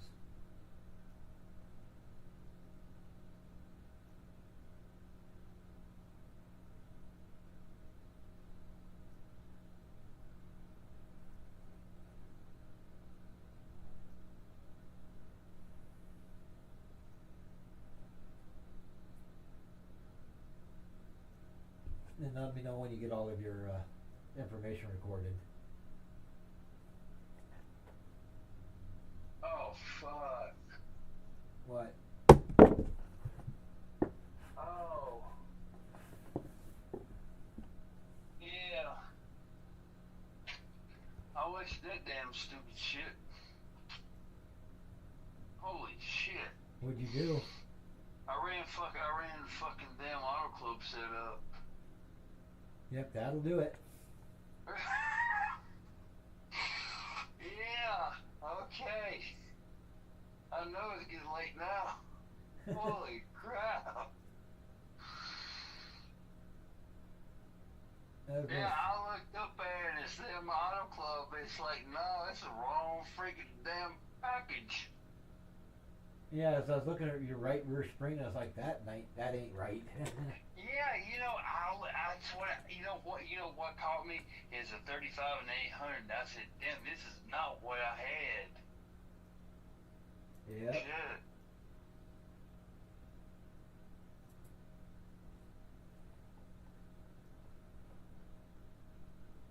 Although your right rear spring actually wasn't too far off from mine. Like you had 1100, mine's a 1250. Oh, fuck. Man.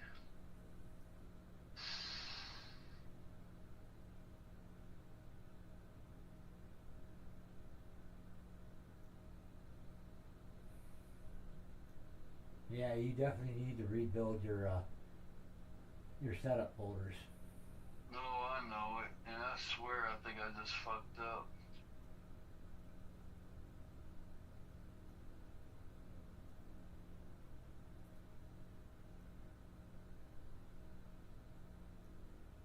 You didn't lose the setup, did you? Man. Dude. I pray not. But I'm telling you, I think I freaking did. Yep, always save your setup when you're done for the day.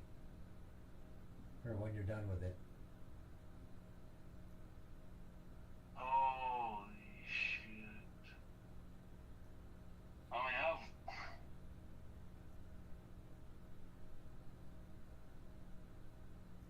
wow.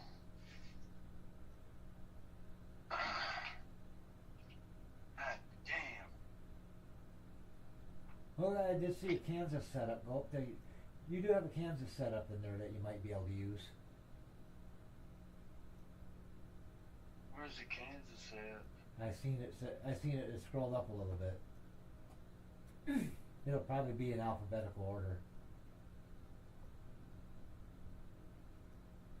Or I thought I saw one. As Oh, you're, here it is. as you're scrolling.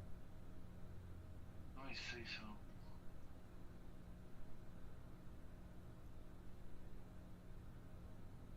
If it's a decent Kansas setup, it should work pretty good at Las Vegas. Oh, man, I gotta see if there's no damn Kansas in here. Fuck. Oh, damn.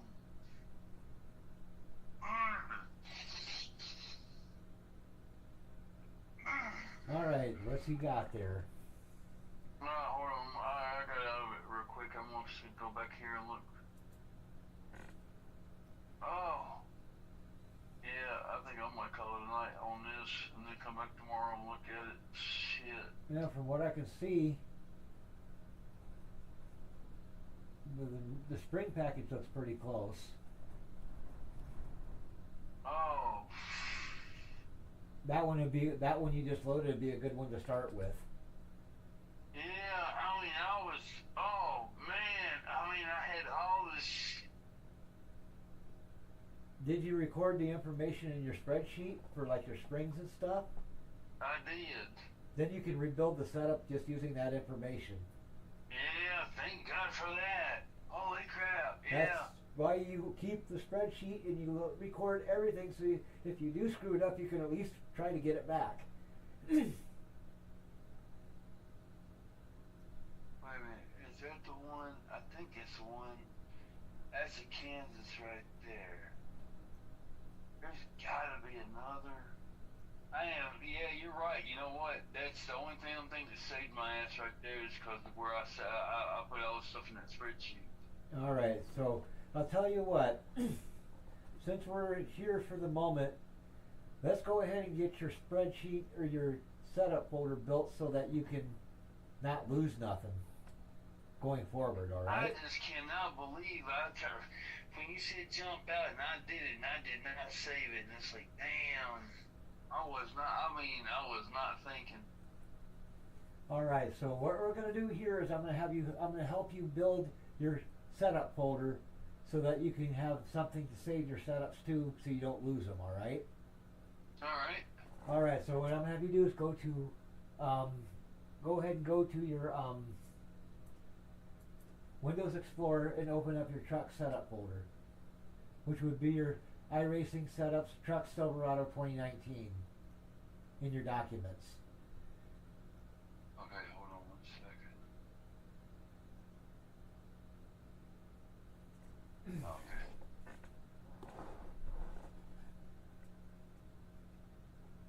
Oh man.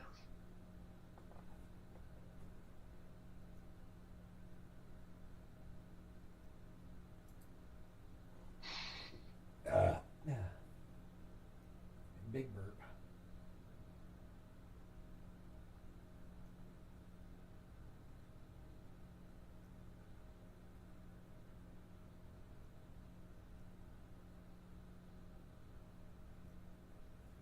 And I'm looking for what now? I'm sorry. All right, go to Windows Explorer, Okay. and then go to your Documents folder, Okay. and then look for your iRacing folder.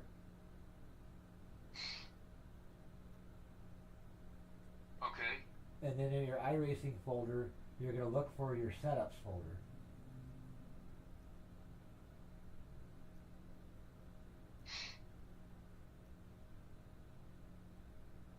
Okay. And in your Setups folder, you're looking for your Silverado 2019 folder.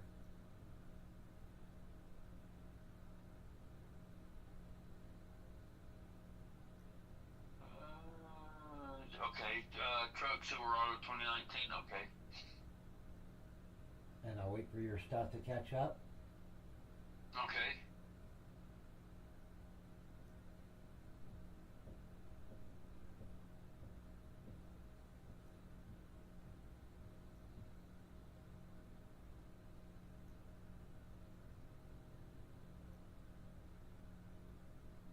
There it is, 19. Open that folder up and make sure that your existing setups are in there. Alright. So what you're going to do now, that 2025 main season folder you can delete because we're done with that.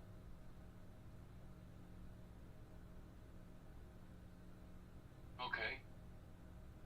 Since 2025 has gone done and over with, no need to have that guy in there. So delete the shortcuts too? Yep.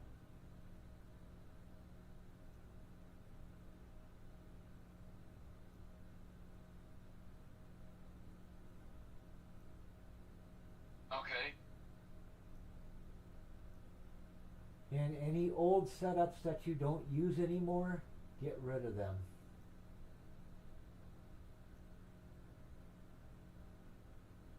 Wow.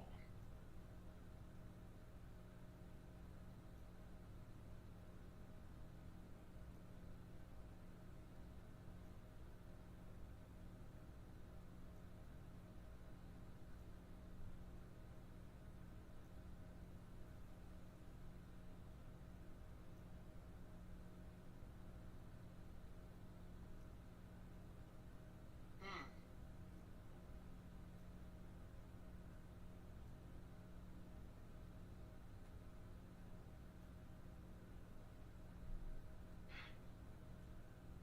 Shit, I don't know which ones to damn get rid of. Okay, for now, just leave the ones that are in there. Because we might be able to use those later if they were decent setups. Yeah, that's what I was thinking. I could go, just take them and just go back and try to retweak them and just update them. Alright, so what you're going to do now is you're going to create a new folder that we're going to call Truck 2026. What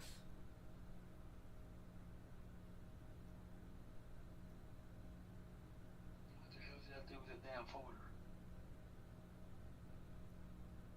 You do got a Truck 2026 folder. Go ahead and open that folder. Okay. And see what we got in there for anything in the 2026 truck folder. Don't create a new one because you already got one.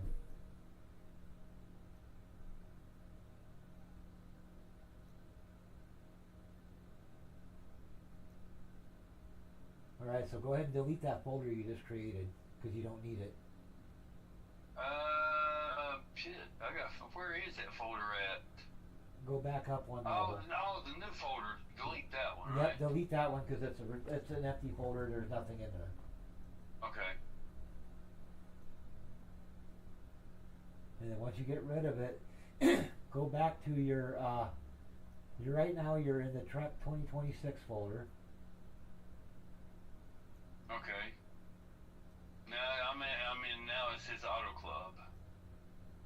All right. So what you're gonna do is go back into that truck. Yep. Delete that guy. Now go back into your 2026 folder. 2026 truck. And then you have an auto folder, auto club folder. That will be your auto club race. So open that folder and make sure that there's nothing in it. Oh, it's got a lot of setup sheets.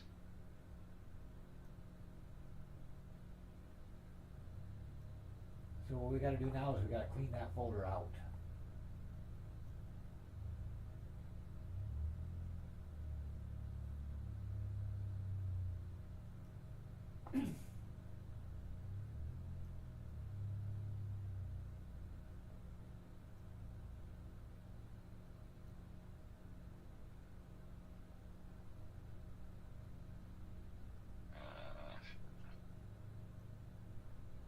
Now, since you've already got your auto club setup built, because you're using the one I gave you, just go ahead and delete those setup sheets for now. Yeah, that's what I'm doing. We can always create new ones later if you need to. Now, do I keep the current auto club revised in there, or do I delete that one out too? If it's the one that you've been running, the one that I gave you, keep that one. No,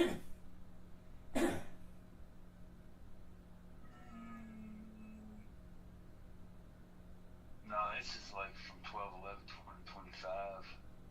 All right, so delete that one then.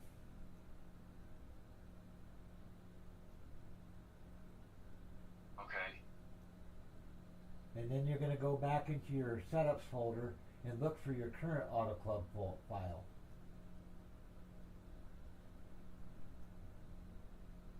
Am I still recording? Yeah, I still see you on here. Okay. I just looked like then it had a pause or something on it, so I was just making sure. Alright, so I go back where now? Go back into your setup folder and find your current auto club setup. Because you're going to copy that folder or that file and paste it in here.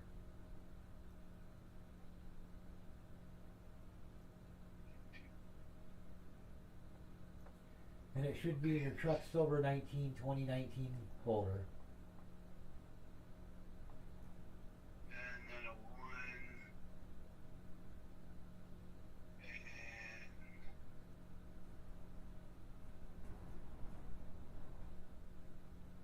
Well. Back one more. Update. Alright, now you scroll down until you find the one that I gave you, or the one that you've been working on.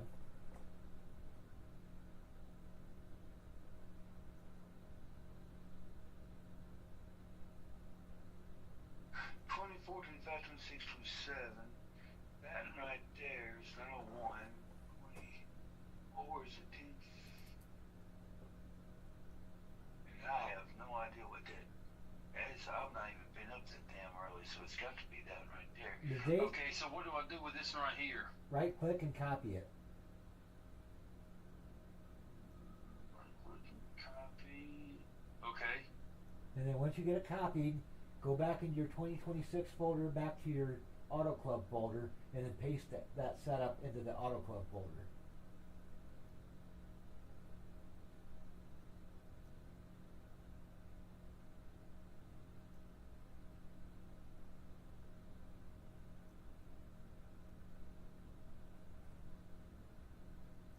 Okay.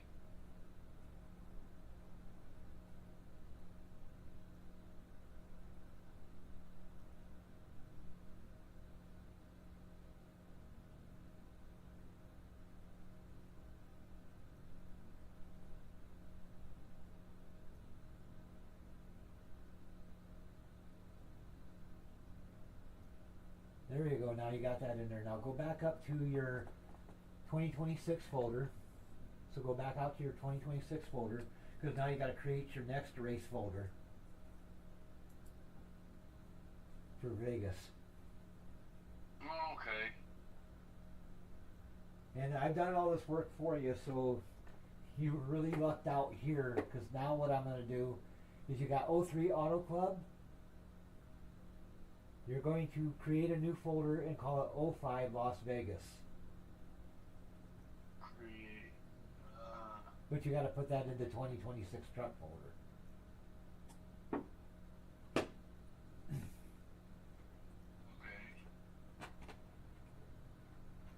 Where the hell did that damn folder go to? It's at the very top of your screen. Right above the Garage 61 folder. Yeah, but I created a new folder and I don't know where it went to. I see the 2026 truck and the Garage 61, but I know I created an empty folder. It might be down on toward the bottom. There it is. It's at the very bottom of the screen. Oh, okay. You gotta scroll down. Oh, there it is. Okay. Then once you get rid of that new folder, then jump back into your 2026 folder.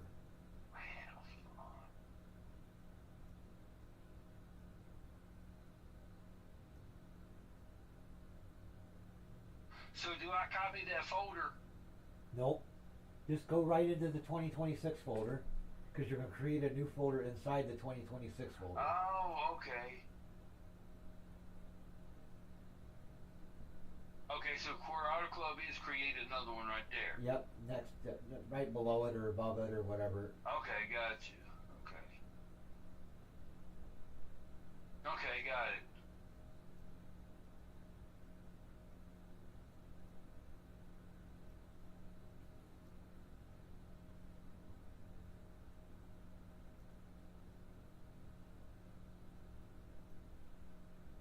New folder.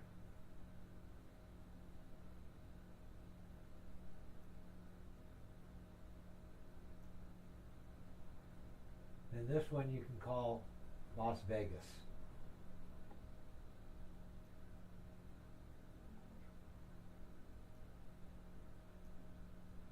How do you change the name on it? Right click and choose rename. Oh, rename, okay. Hey, I do not do this enough to know exactly what I'm doing. Don't worry, I'll have you an expert before we're done. Alright.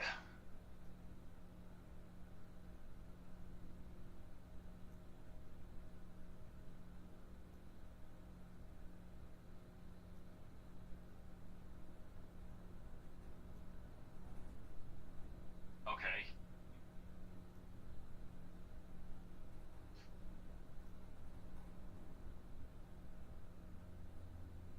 One thing I would recommend doing is changing your Auto Club folder to Auto Club Done.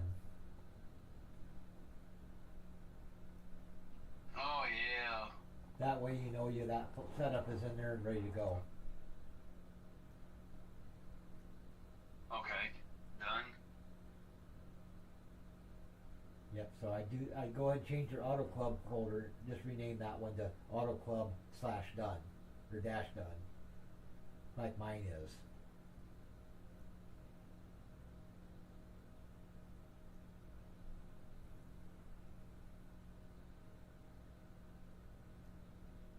And then when you build a setup for a track and you get it saved, rename that folder, and you have it done, rename the folder to whatever the track name is, then put done in the name so you know it's done. Okay. So now that you got Las Vegas and Auto Club in there, your next folder, there you go, is going to be, after Las Vegas comes Darlington, the Lady in Black, the track I hate the most. I'm telling you, that's really dangerous. That is really dangerous. What, Darlington? Oh, absolutely. Yeah, that track will make you rip your fucking hair out.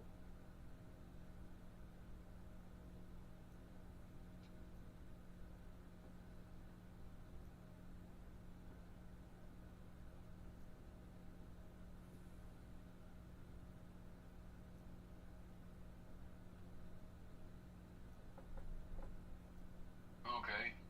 Alright, after Las Vegas comes Darlington. Okay. then after you get Darlington done,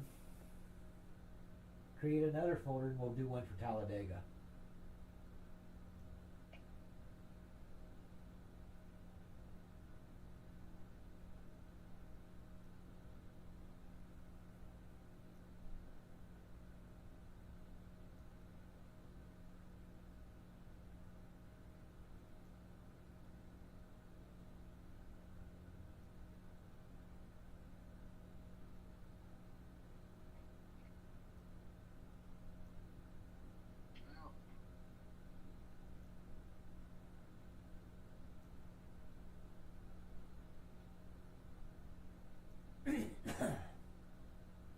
Talladega. Okay.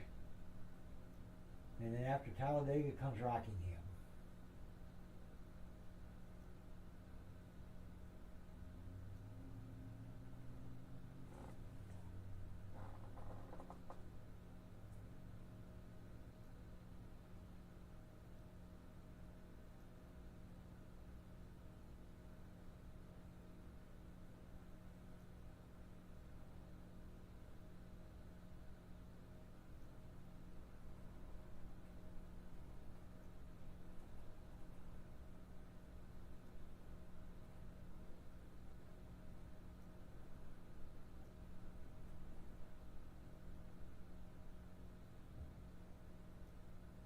You added an extra folder, it looks like.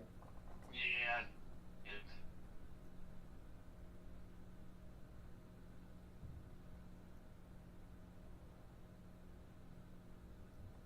And it looks like you got Talladega in there, so the next one after Talladega is Rockingham. Alright, got that one. And a free tip Friday for you. When you go to build next year's seasons, doing this next year, number your races.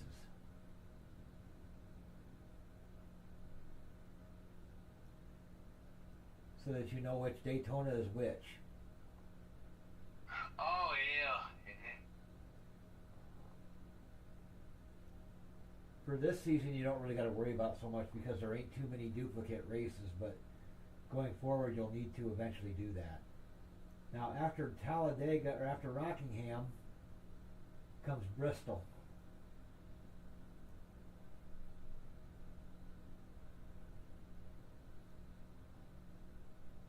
Okay, next. After Bristol is Pocono.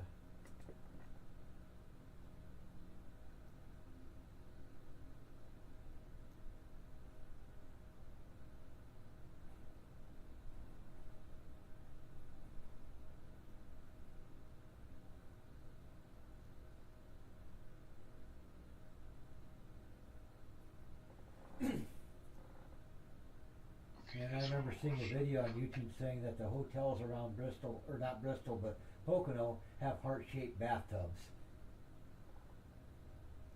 Run it by me again. I've seen a YouTube video that said that when they went to Pocono to run the race and they'd stay in the hotel hotel had a fucking heart-shaped bathtub. Wow.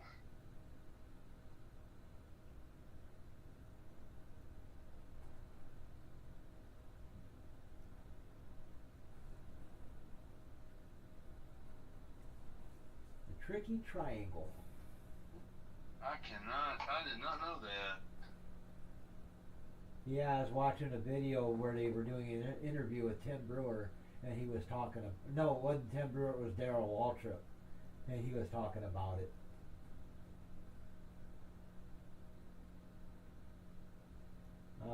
I think it was he was on the Dale Jr. podcast. They were talking about the times he got that all the stuff they did when he drove for Junior Johnson and all the cheating shit they used to do. Like putting lead shot in the fucking frame rails and fucking having fucking rims that were fucking packed with lead and all this kind of other shit.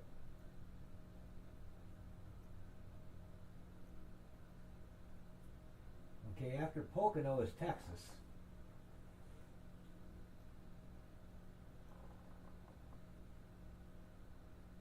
Alright, so Pocono, now Texas. Yep, Texas.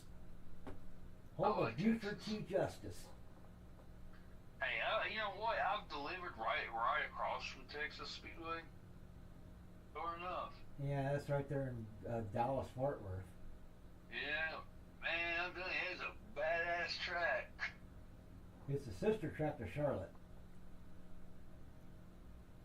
So once you get your Texas setup built, other than maybe a few tweaks, you've got your Charlotte setup.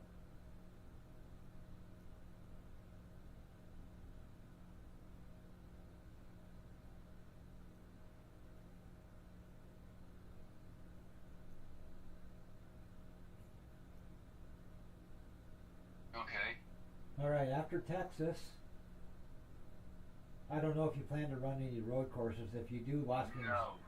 Okay, so after Texas, the next oval is Dover. You are not going to get me to run. Nope. Ain't going to happen. I'll try it. Next. I'm going to try a few of them. After Dover comes Charlotte. Yep. You got to change Charlotte to Dover. So Texas, Charlotte, Dover. It'd be Texas, Dover, Charlotte. Okay, well, shit. So it's Texas, Dover, then Charlotte. It goes Texas, Dover, Charlotte. Okay. And this is where numbering your races might come in handy because it's going to try throwing everything in alphabetical, arranging everything alphabetically. But if you do them numbered, then they'll go in the order that they are in the schedule. Fuck, man. Rename.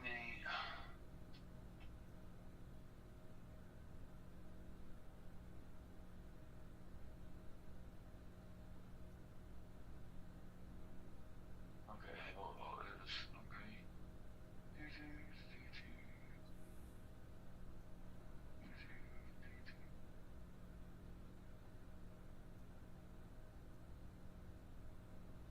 Rename Dover first. I did that and I messed up. So it's Texas Dover, right? Yep. Man, I don't know how it worked. I got that wrong. Yeah, worst comes to worst, just delete the extra one and make it redo it. Yeah.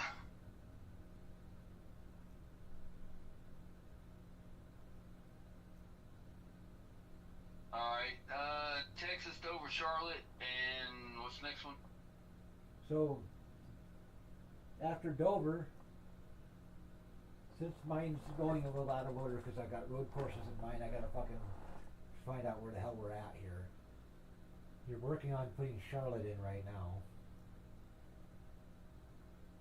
So after Charlotte comes Nashville Super Speedway. Or Nashville SS. Okay. Nashville SS.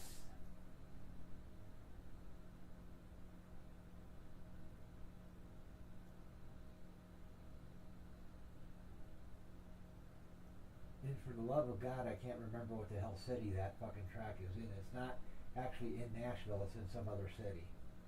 Yep, I know exactly where it's at. I've delivered right there.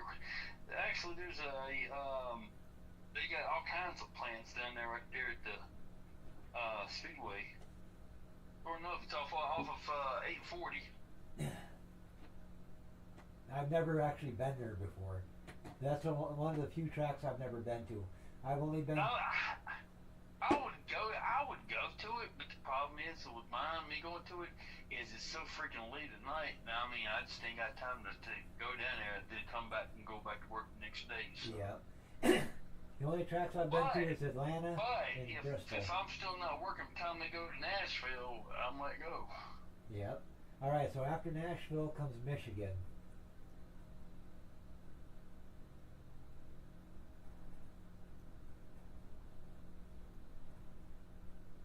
And for a free tip Tuesday, when you get ready to do Michigan, when you get ready to build your setup for Michigan, use your Auto Club setup as your baseline for Michigan. Because Auto Club and Michigan are sister tracks.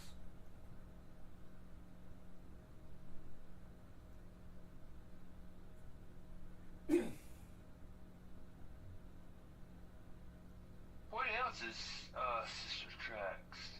Texas and Charlotte are sister tracks. Yeah. Kansas and Las Vegas are sister tracks. And which one? Texas and Charlotte. Yeah. Las Vegas and Kansas. Las Vegas, Kansas, and Kentucky. Those are all sisters.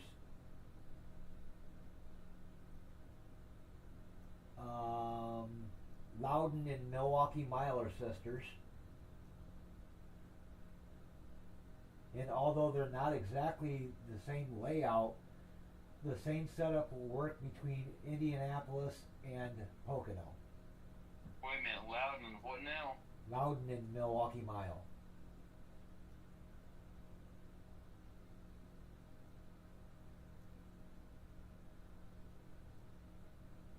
Those are sister tracks. Basically means they're the exact same. Andy and who else? Indy and Pocono. Although they're not exactly the same shape, the same setup will work at each track. But I don't think we're running, it doesn't look like we're running Indianapolis in the trucks this year. We did last year, but not this year. Oh wow, okay. So after Michigan comes, where the hell are we? Iowa, my home state. Ah, yes sir. In the city of Newton, approximately 40 miles west of Des Moines. Now, are you going to that one? No, Really? I've never been to that track. Man, dude, if I was up there, man, I'd take you.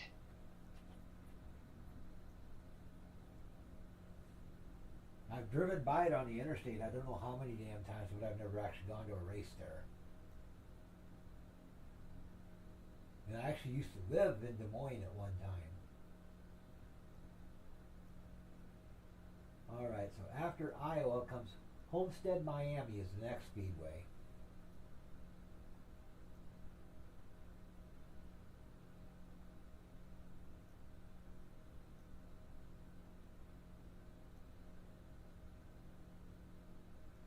Actually, what you're going to do is when you make the Homestead, Miami, give it the number 19. Okay. And you'll find out here as we get toward the end of the season.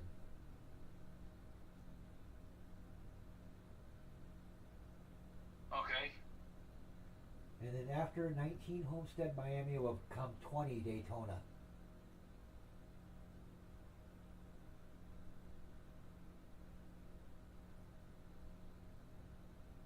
Put the number before the race track name. Oh, okay. That way it aligns by the number, not by the alphabetical order.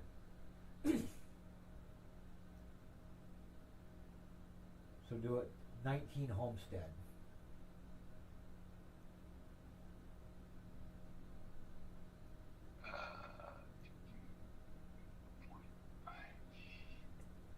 Yep, so rename Homestead to 19 Homestead, not Homestead 19. Right, that's what I'm doing. 19.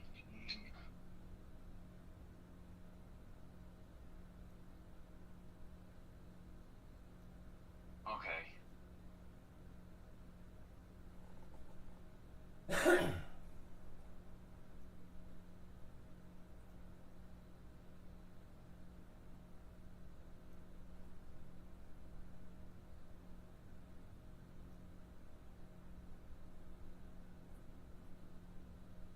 Okay. Alright, after that one, the next one's going to be 20 Daytona. Okay, got that one.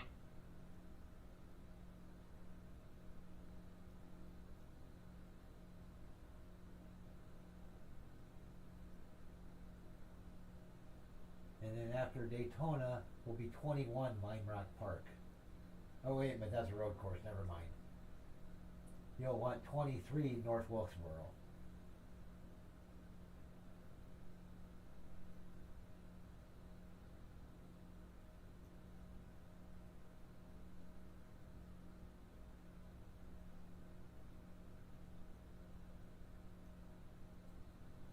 So the next track after Daytona will be 23 North Wilkesboro.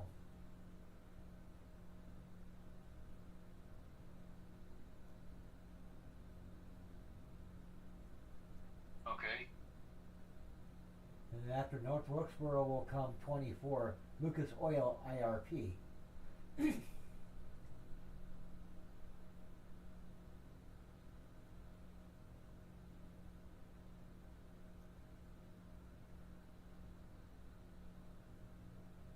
North Wilkesboro, that's Junior Johnson's home track.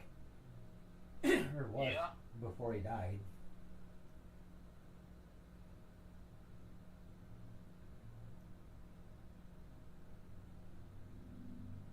You said IRP, right? Yep, Lucas Oil IRP. Got it. And then after that will be 25 Kentucky. I got a friend that lives up there. From the sounds of it, the Kentucky Motor Speedway is for sale. They said it's bad up there, man. They ain't done nothing to it. The grass has grown up over there, and Yeah, I thought they was coming back to it. They haven't yet. The only thing I don't know, the only thing I know is that they were using it to store pickup trucks from Ford Motor Company there during the pandemic.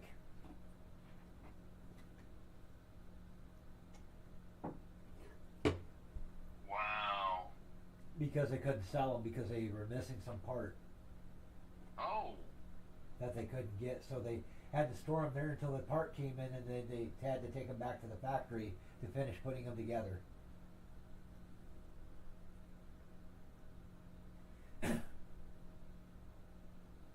Man, that's just sad if you're letting that go. I mean, sure enough. And they spent all that money building that fucking track to not do anything with it. I know. That's what's so sad about it.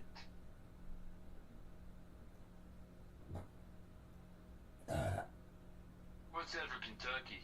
What's that? What's After that for Kentucky- Kentucky? Is number 26, the Milwaukee Mile. Okay. That's another Yeah, I didn't track. know they had it up for sale. I really thought that they was going to do something with it. Down the road, someone might, whoever buys it, might bring it back, but I wouldn't count on it. Oh no, I don't count. No, I do not count on that whatsoever.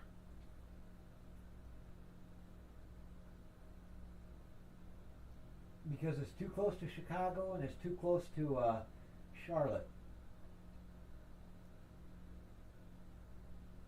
And it's too close to Kansas.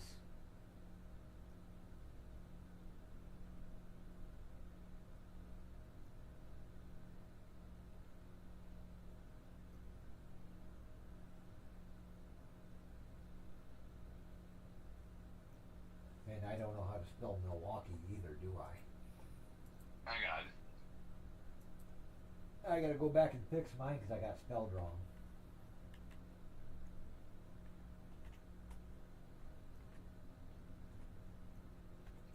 There, that's better. Yeah. I had it spelled fucker. I had it spelled wrong. I was like, that's why that don't look right. Right.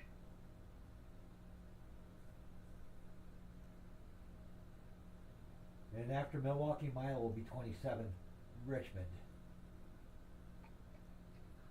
Capital of Virginia. Yep. The bitch going up there. They got that fucking goofy fucking Spanberger fucking elected up there for them. And she's just gonna fucking run that state right into the fucking ground. Yeah, I don't know what happened. I mean, for her to get voted in like that, I don't know. Because the people that were voting were stupid. And she's gonna turn it into East California. Sure enough. And she's been there for 4 years. So, God help us all. Alright, after Richmond, we've got 28, which will be Loudon, the sister track to the Milwaukee Mile. Or if you want to go with what iRacing calls this, a New Hampshire Motor Speedway. You can call Oh, okay. you can call it Loudon, which is the actual name of the town it's in, and that's what I always call it, is Loudon, but it's actually New Hampshire. Okay. Yeah.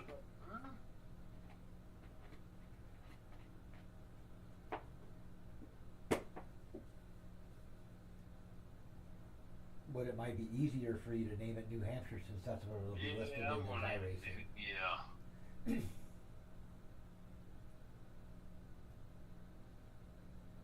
That was a track Adam Petty got killed at.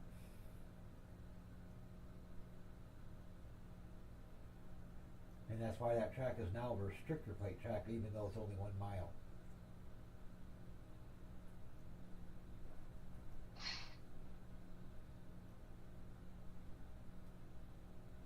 Yeah, but I mean, shoot, the way they got the car set up now, I mean, it shouldn't.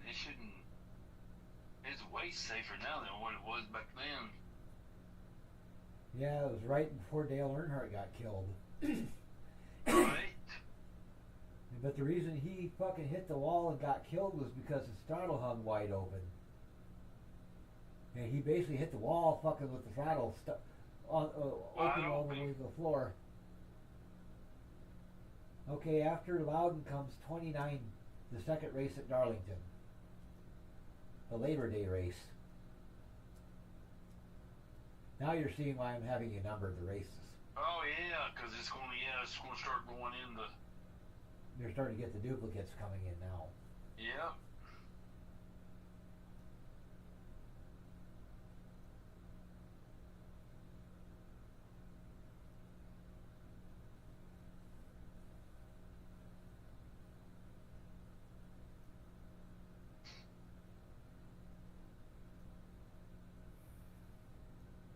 I gotta check something real quick here before we get back to Atlanta.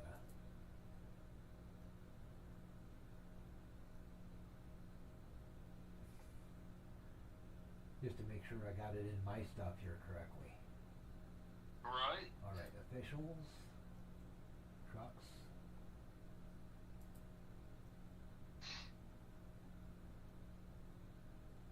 Craftsman truck, schedule.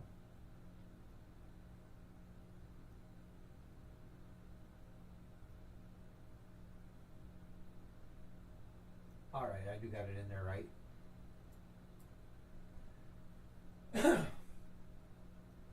30 is going to be Echo Park, Atlanta, 2008 Oval.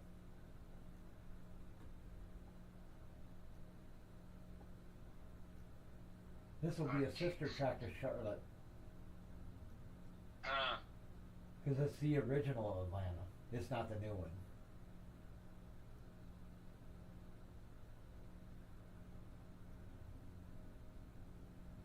So do I write Echo Park or do I put Atlanta in there? That's going to be your option. It's your choice. Because iRacing's going to list it as Echo Park.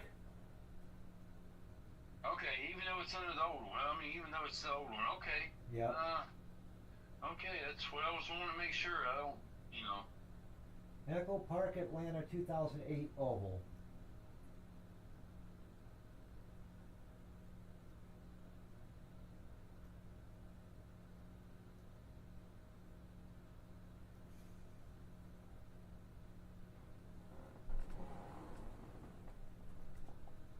I wish he would get rid of some of these old legacy tracks.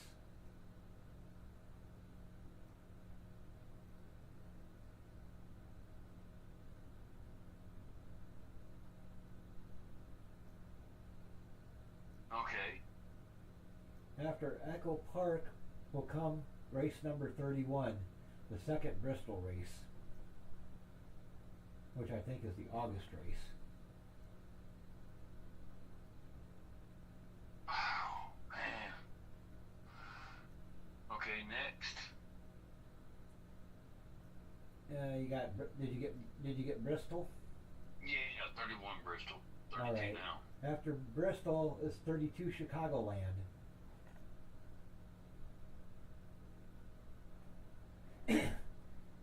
Which is in the People's Republic of Illinois. Sure enough.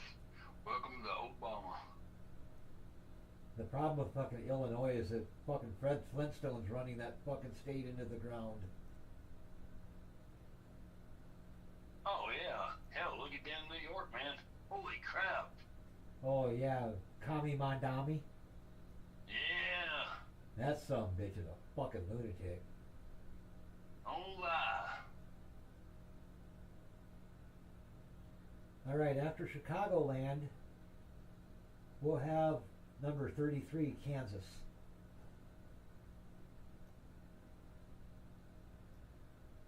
And it's the only Kansas track running in the truck series. They're not running 2 races in Kansas this year in trucks.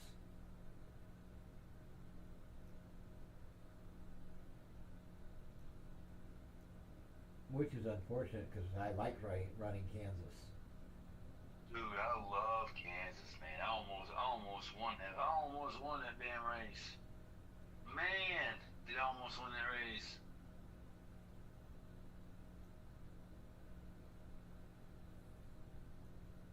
I was heartbroken. I think I came in second, man. I do just one more lap. I'd have passed that booger and won that sucker. Yep. 34. All right, 34 is the other egg-shaped track right across the river from I believe St. Louis, Worldwide Tech Gateway.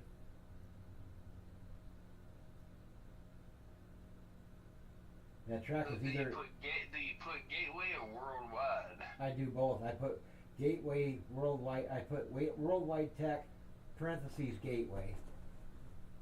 Okay.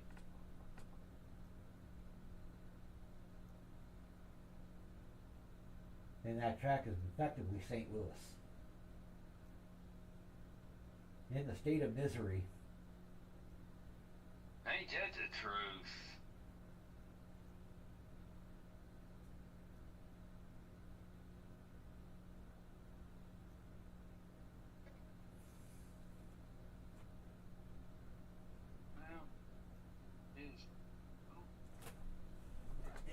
And I gotta check something else before we get to the second Charlotte race. I want to make sure it's not the roll hole.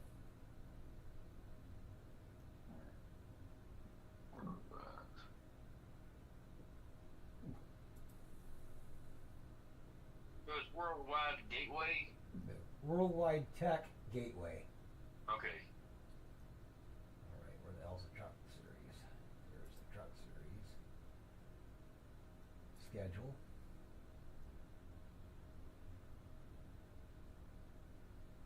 Alright, it is the oval and not that fucking stupid roll hole thing.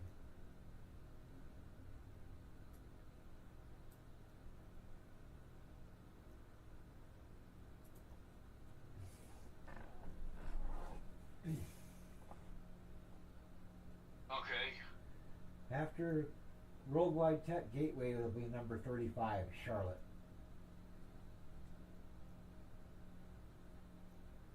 Even though in real life they're running the oval, they still are running the oval in iRacing as well. Although I heard that I think the next gen cars at Charlotte this year in iRacing are running the oval. No. Oh, in iRacing? Yep. Oh, wow. Okay. I thought they changed that.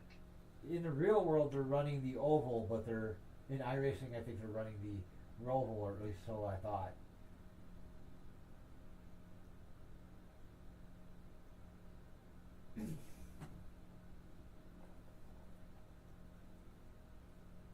Okay, 36.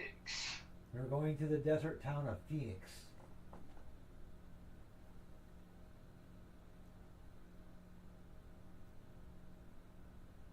One of the weirdest shaped fucking tracks in NASCAR.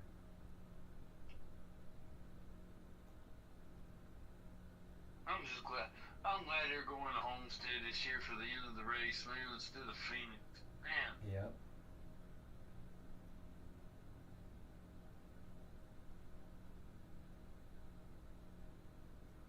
Okay. After Phoenix comes 37, Talladega.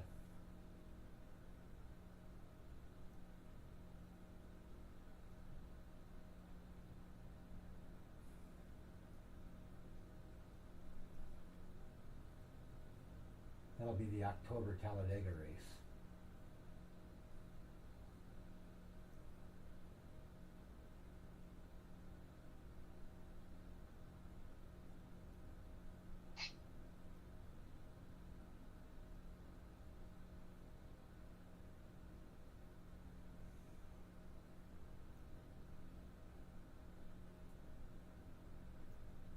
Okay. And then after Talladega, which is 37, 38 will be Martinsville. Home sweet home. They're only running one truck race at Martinsville this year. I cannot believe that. Xfinity's running two, but trucks are only running one. It's sad. And then after Martinsville, we go to 39 Homestead, Miami, and that's the end of the season.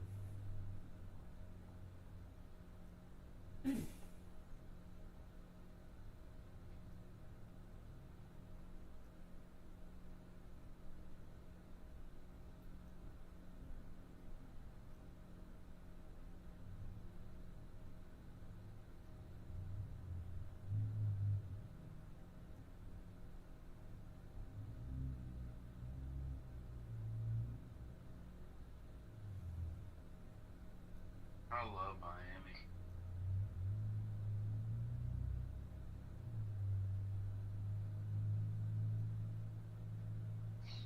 Okay. All right, once you get Homestead, Miami done, jump back into iRacing, and we'll verify to make sure that your setup folder's built correctly.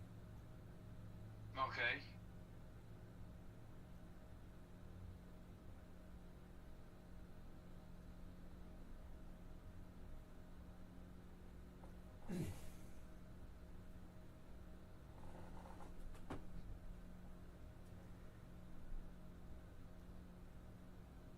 And then we could probably start moving some of your existing setups into the correct folders for the race that you're going to be building setups for.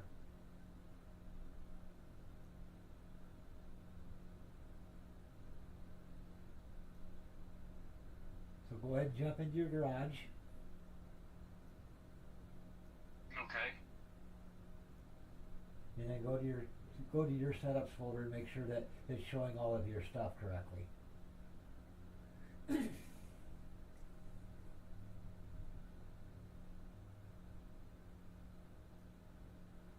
Alright, I'm in the garage. Where do you find the folders at? I'm waiting for it to refresh so I can see what you're Okay. doing. Alright, you'll go down to My Setups. Okay. Okay. And then in My Setups you should see your 2026 folder. Okay, I see it up there with 2026 trucks. Yep, and then open that folder up and see that if all the races are there. Sure enough.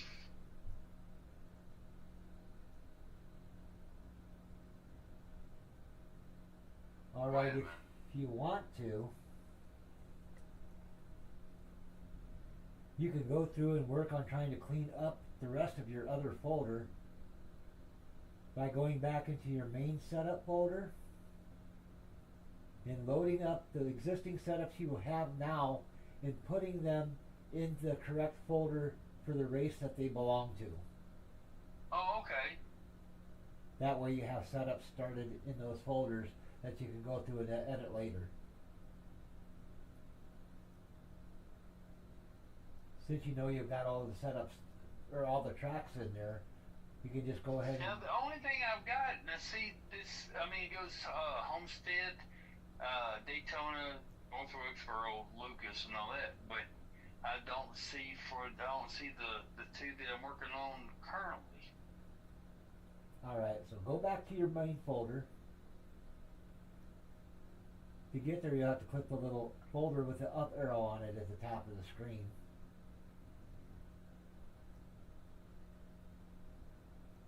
Okay. God damn, the YouTube's fucking delay is forever.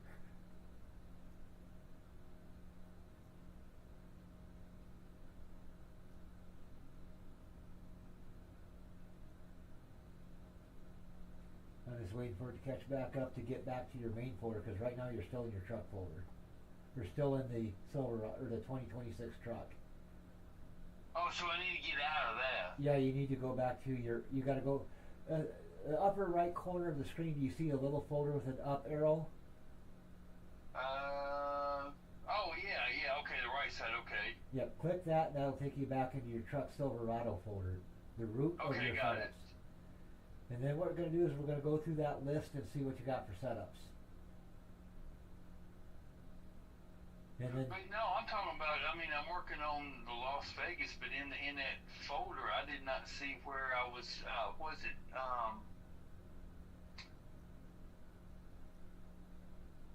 Oh, what's next? What's the one that's coming up? the one that's coming up right now is the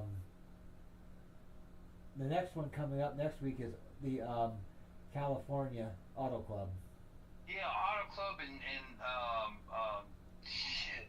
That one and the other one I was working on. Remember, we did put your Auto Club folder in there already. Okay. So your Auto Club setup is saved in the Auto Club folder in your 2026 truck. Okay.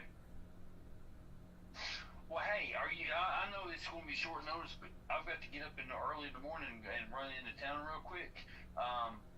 So I don't want to oversleep. I won't call it a night. And are you going to be busy tomorrow? I don't have anything planned except building setups and shit. Okay. What time can I call you?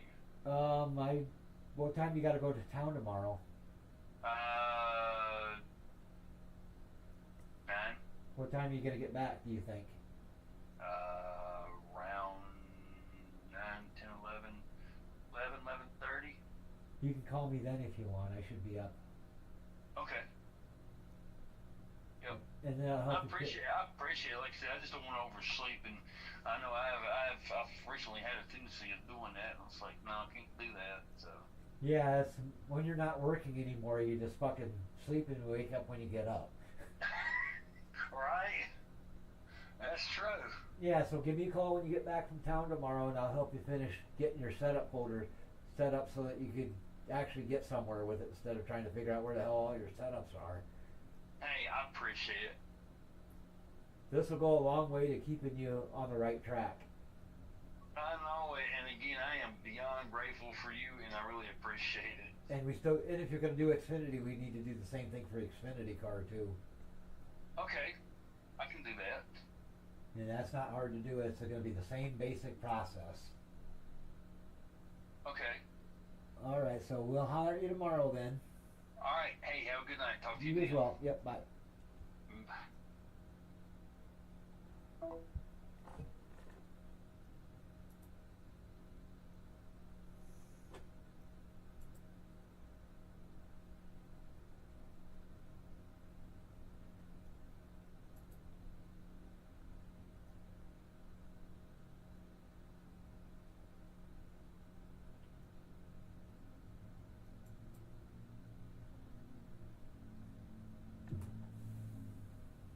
It's a nice little spin on the new dirt track that is our Freedom Patrol. Guys, you would not believe, no, you're not going to believe what the prior administration decided to do today. Both Kamala doing her thing, it's going to make your mind melt what she did today.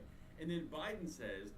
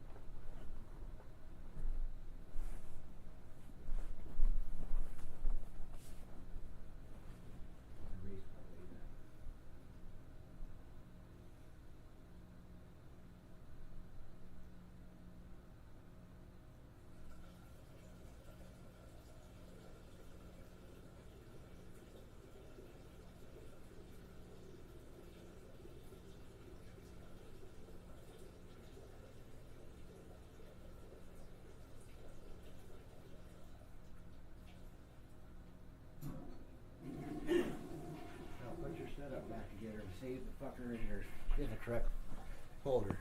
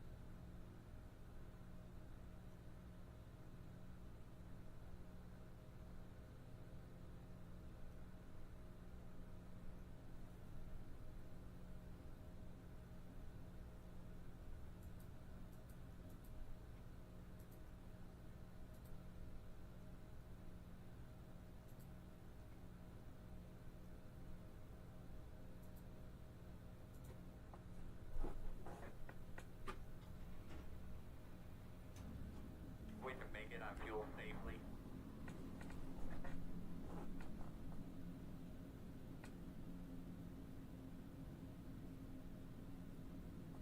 Show that timing.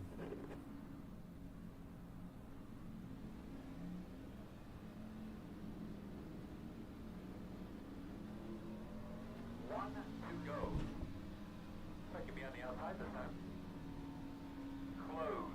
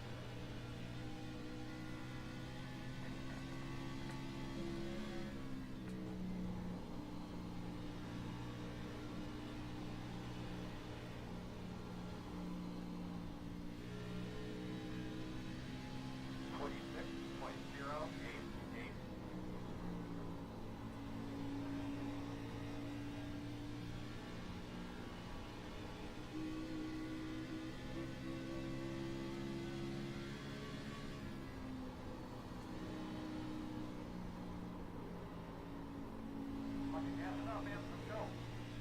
The gap is 9.7.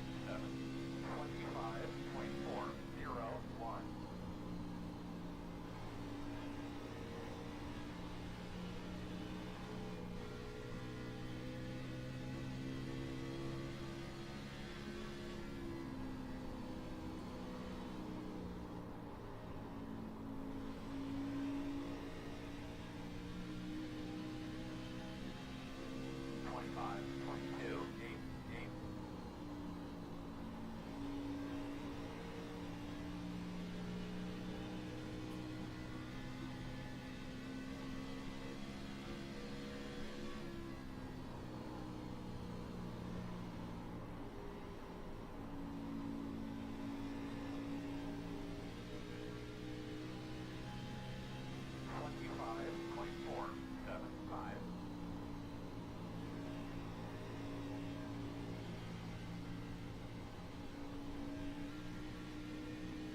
Guys are on 25.727.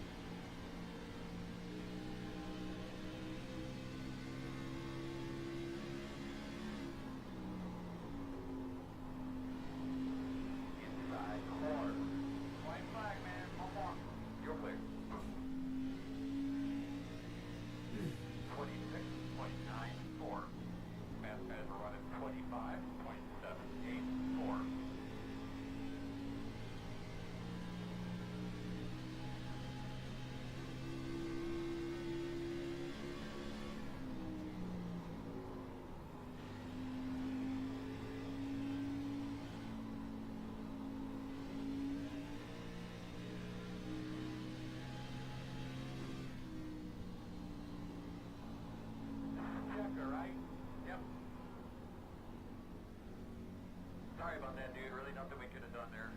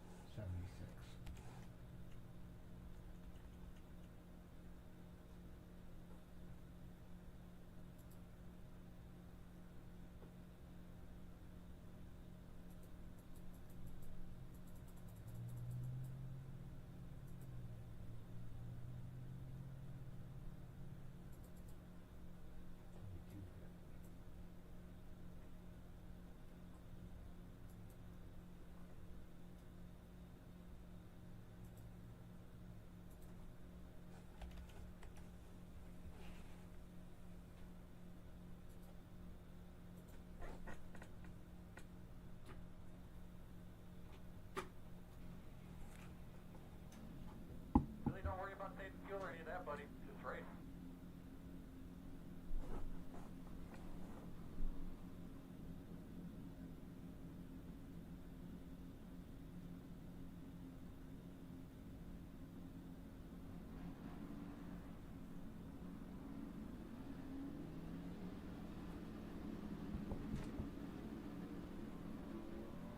Oh, one to go. Good line up on the outside. The road open, Earl? Negative.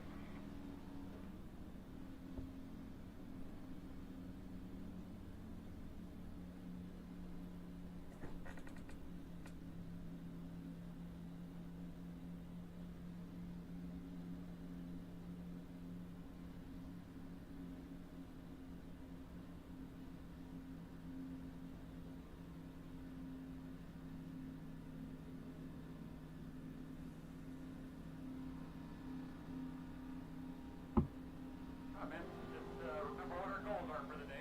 Important. Man, pace cars off. Everybody on the toes. Green.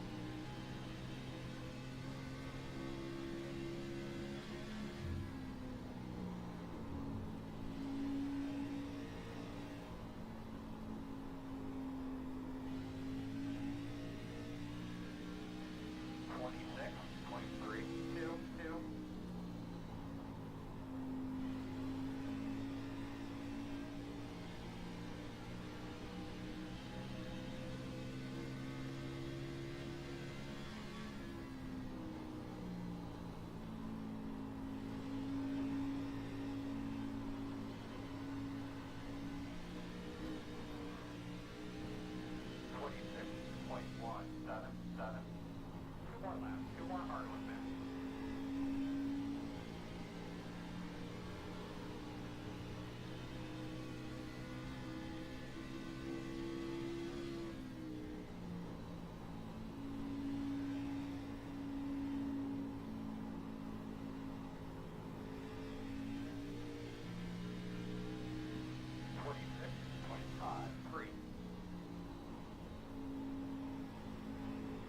Your fast guys are running 25, 26, 8, 9.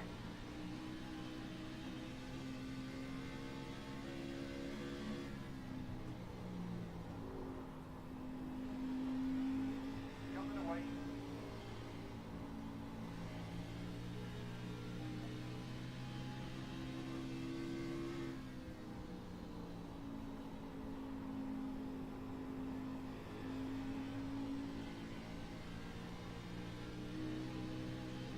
Nice and smooth. Taking you down there right front.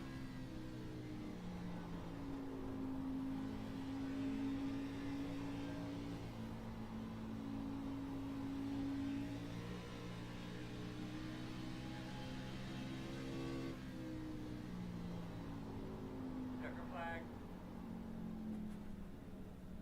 You're fired. Huh.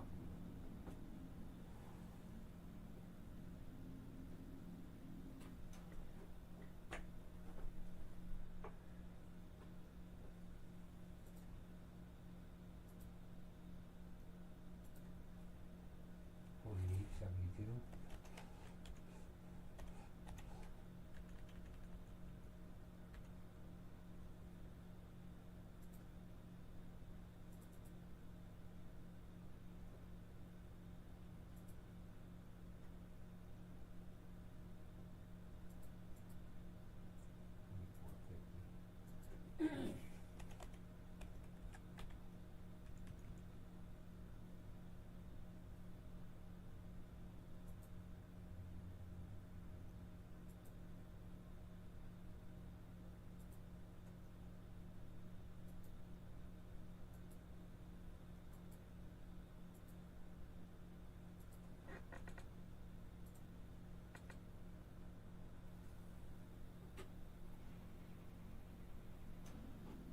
Way to make it on fuel safely.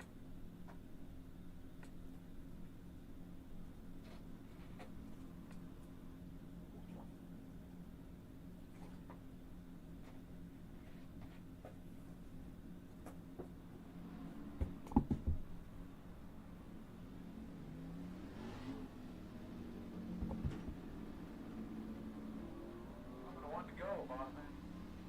I can be on the outside this time. The road's closed.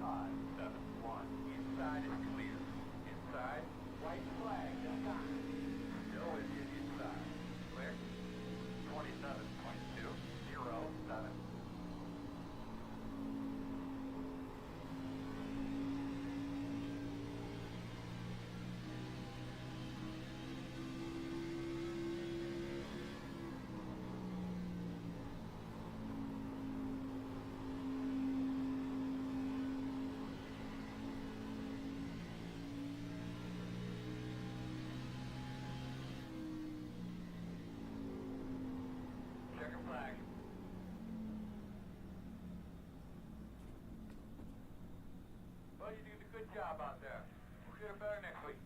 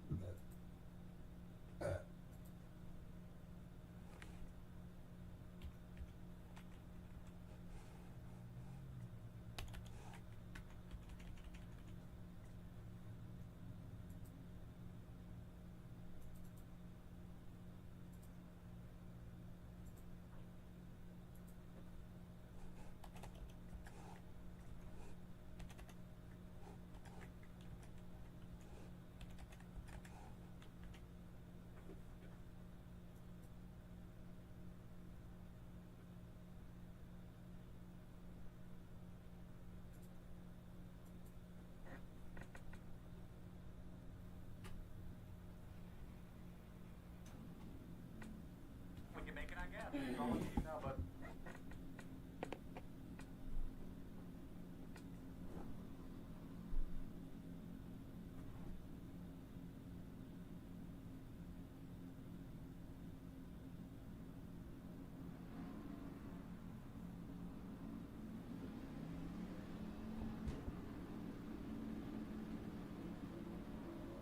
Want to go? What are you chewing on? Carrots and celery. Right. Unfortunately, you're going to be on the outside. Closed.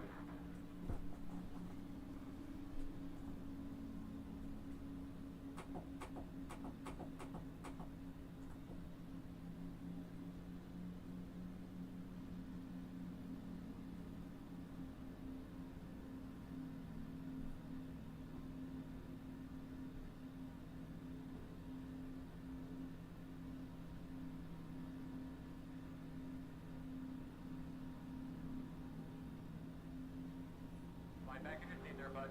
Give those belts a good tug. Get a look at your steering wheel there. Make sure that thing's flushed up right. All right, boss man. Stay the cars off. Get after it. Green flag, green flag.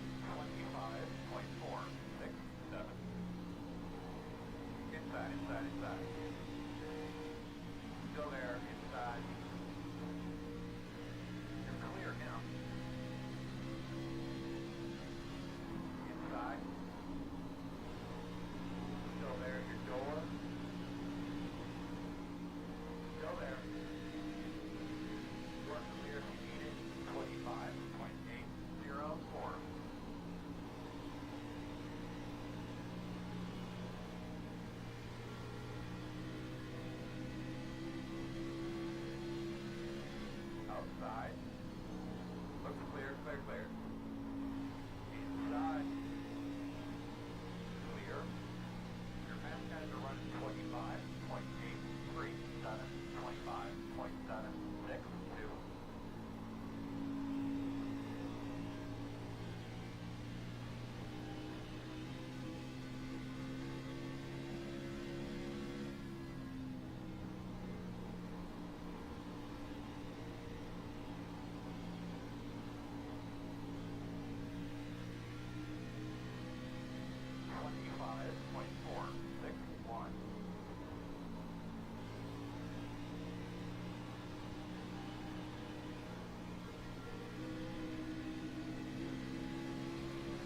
Outside.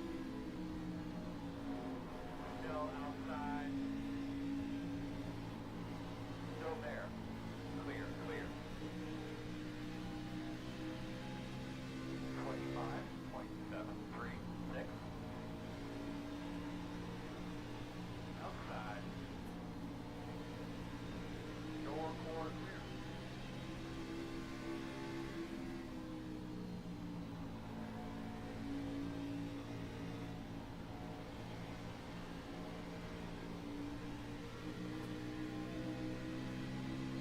Twenty-five, 27.93 outside. Clear, inside. Clear low.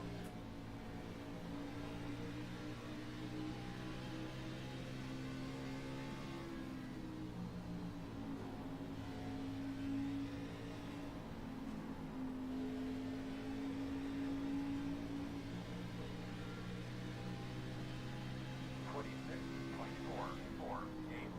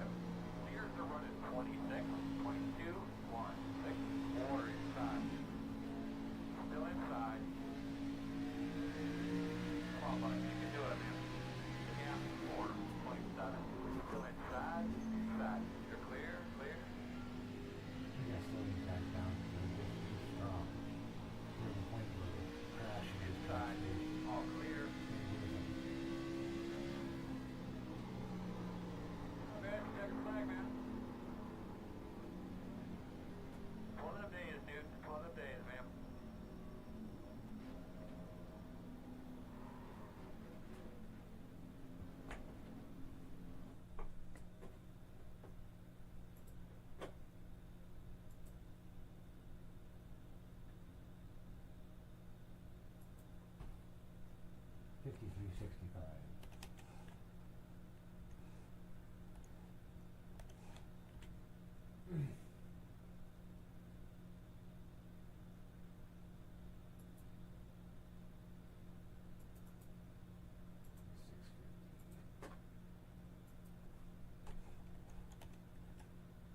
Alright, we gotta drop that fucker down a little bit more.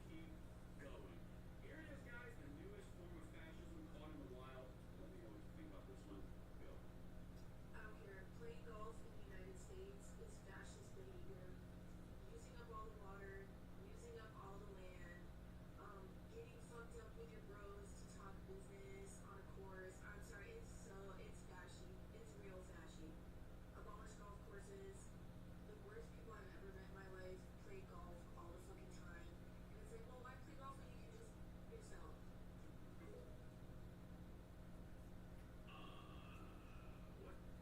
Okay, so let's translate, because you guys know I do speak liberal, right? Calling things what the lefties are going to do before lefties even know it, while still maintaining a 100% good big free ratio on this channel, cutting the propaganda, and honestly just enjoying the crazy with you guys. Golf.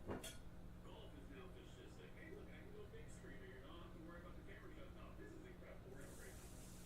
All right.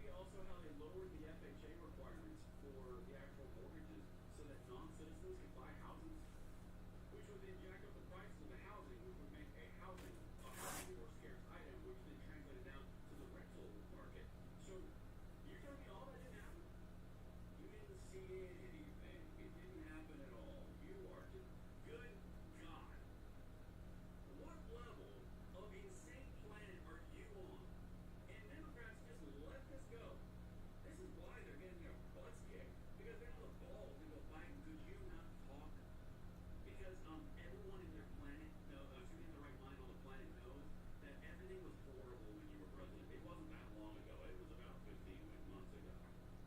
Yeah, the borders were wide open. There were multiple instances around it. There were multiple people that were killed by people who crossed open through the border. It's still happening now. Cleaning up your mess has gotten 2 more people killed on the left in Minneapolis. By the way, you can't remember their names right now because all of a sudden magically that went away because the polling changed.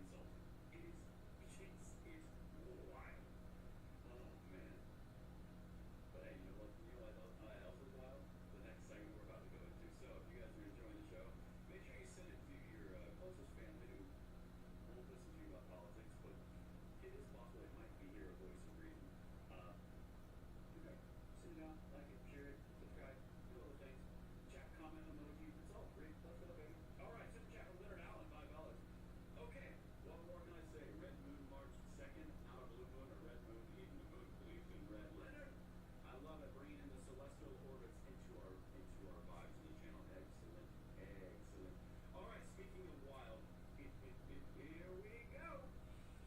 Oh God, they want to lose. They want to lose. They are addicted to losing. It's like if they're not losing, they don't know what to do. Because this just happened today. Kamala Harris records a robocall asking Texas Democrats to vote Jasmine Crockett. Oh, it's so bad. It's like, it's a train wreck. It's such a train wreck. Okay. This is bad on two fronts. It might be three fronts. I'm going to walk you through this. Amazing if you're on team righty, but really, really bad if you're on team lefty. Let me explain. This is going to be a flashpoint of a civil war for the progressives and the Democrats. This determines who takes the party mantle. Just so you know, like legitimately, this is, do the progressives take it or do the moderate establishment Democrats take it? James Calorico, who is going against Jasmine Crockett, is the establishment candidate. He's the one that has the best chance of the two. Jasmine Crockett is the far left progressive, which the wokies are obsessed with. So anybody who is a woman, anyone who is a minority, anybody who is a fighter, anyone who's just an agitator, far left loves them. So I did a video on this earlier. The whole far left thing, like how Democrats have bigger voting totals in their primary than ever before. Yeah, that's because this battle that's going on between progressivism and establishment Democrats. Well, now Kamala Harris, and this is the two parts I want to talk about. Jasmine Crockett thinks that it's a good idea to get Kamala Harris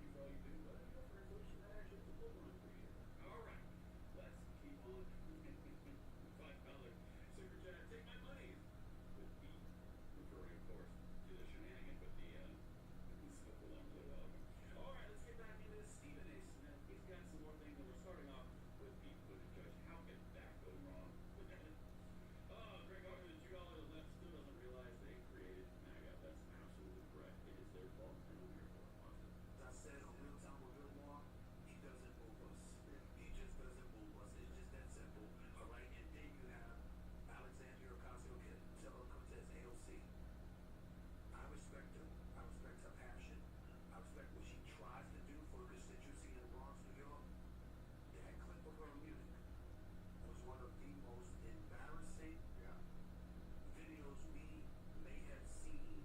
Would and should the U.S. actually commit U.S. troops to defend Taiwan if China were to?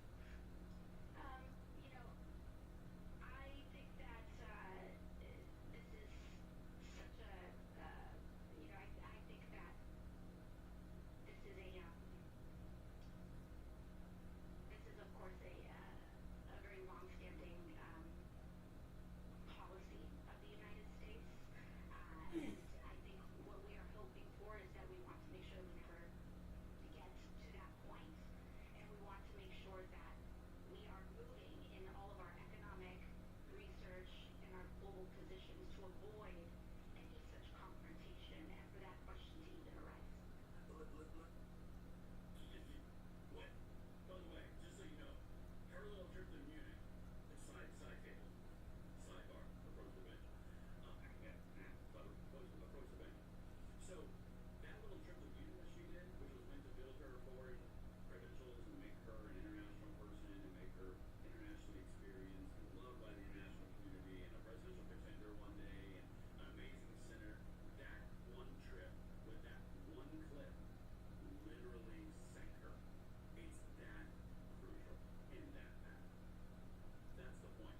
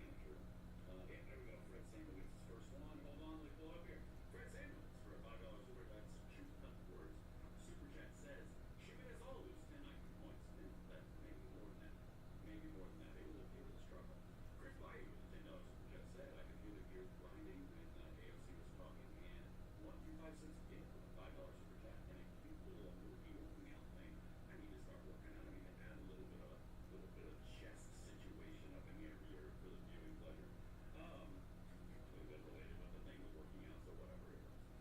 $2 super chat, just because from that user. Thank you guys very much. We are keeping on cruising. We are cruising for this freedom cutting propaganda. Left, right, and center, 100% clickbait free all the time because I hate that crap. And honestly, we're just going to have a hell of a time because this is the final culmination of this episode. These next 6 tabs, I'm going to attempt to show you something that for some reason I don't see a lot across the internet. I don't see a lot of this in conservative commentating. I just don't see a lot of these types of comparisons and contrasts and tying together. I don't know why. Let me know if it's good content because I think that is good stuff. So just tell me what you guys think. Don't worry, we're going to get through it right now. Of course, there's a super chat right here I got to get to with Hiking with Craig, $5. Picturing frog people having a serious meeting with Russia or Iran. Something tells me, by the way, we're about to have a re-engagement meeting with Iran. They're about to have instantly figured out something. But anyway, that's for another episode for another time. I'm sure I'll do a breaking video on that. All right, moving into the final segment, people. This is why we do what we do, right here. So I need you in the comments, I need you in the chat. We're going to muscle through this final 10 minutes of this episode. We are right on time. We have brought all the breadcrumbs through this entire forest, and now we arrive at the witch's castle, the witch's hut, and now straight up Council Umbrella. We are going to make this happen. Check this out. Illinois congressional candidate Kat calls to throw ICE agents in prison and wants mass amnesty and citizenship for millions of illegals. This was a Democrat's plan all along to import millions of new voters. They're just openly admitting it now. Okay, listen to her words, and I'm going to show you some very important things that you need to see side by side. And you're going to see a lot more of this stuff coming from me because this is going to kill them in elections. Watch. They abolish and prosecute ICE. We need to repeal the Patriot Act. We need to lift refugee caps. And we need to offer complete amnesty and citizenship to any immigrant here who has not committed a violent crime. Additionally, we need trials. There is no moving forward without justice. Stern words for Greg Bovino aren't enough. Body cameras aren't enough. We need people willing to put everything on the line, not when it's politically convenient, and not have their hands in their pockets. They abolish and prosecute ICE. Okay. This is the people, excuse me, this is an example of a person who's running for United States House Rep out of Chicago. Okay? You're dealing with the farthest, furthest, most insane leftist demands you could ever imagine running for the U.S. House. This is AOC, but blonde. The left would say this is AOC with privilege. And see, I can do it. The thing that she's saying is abject insanity. Insane. So people come across the border illegally, skipping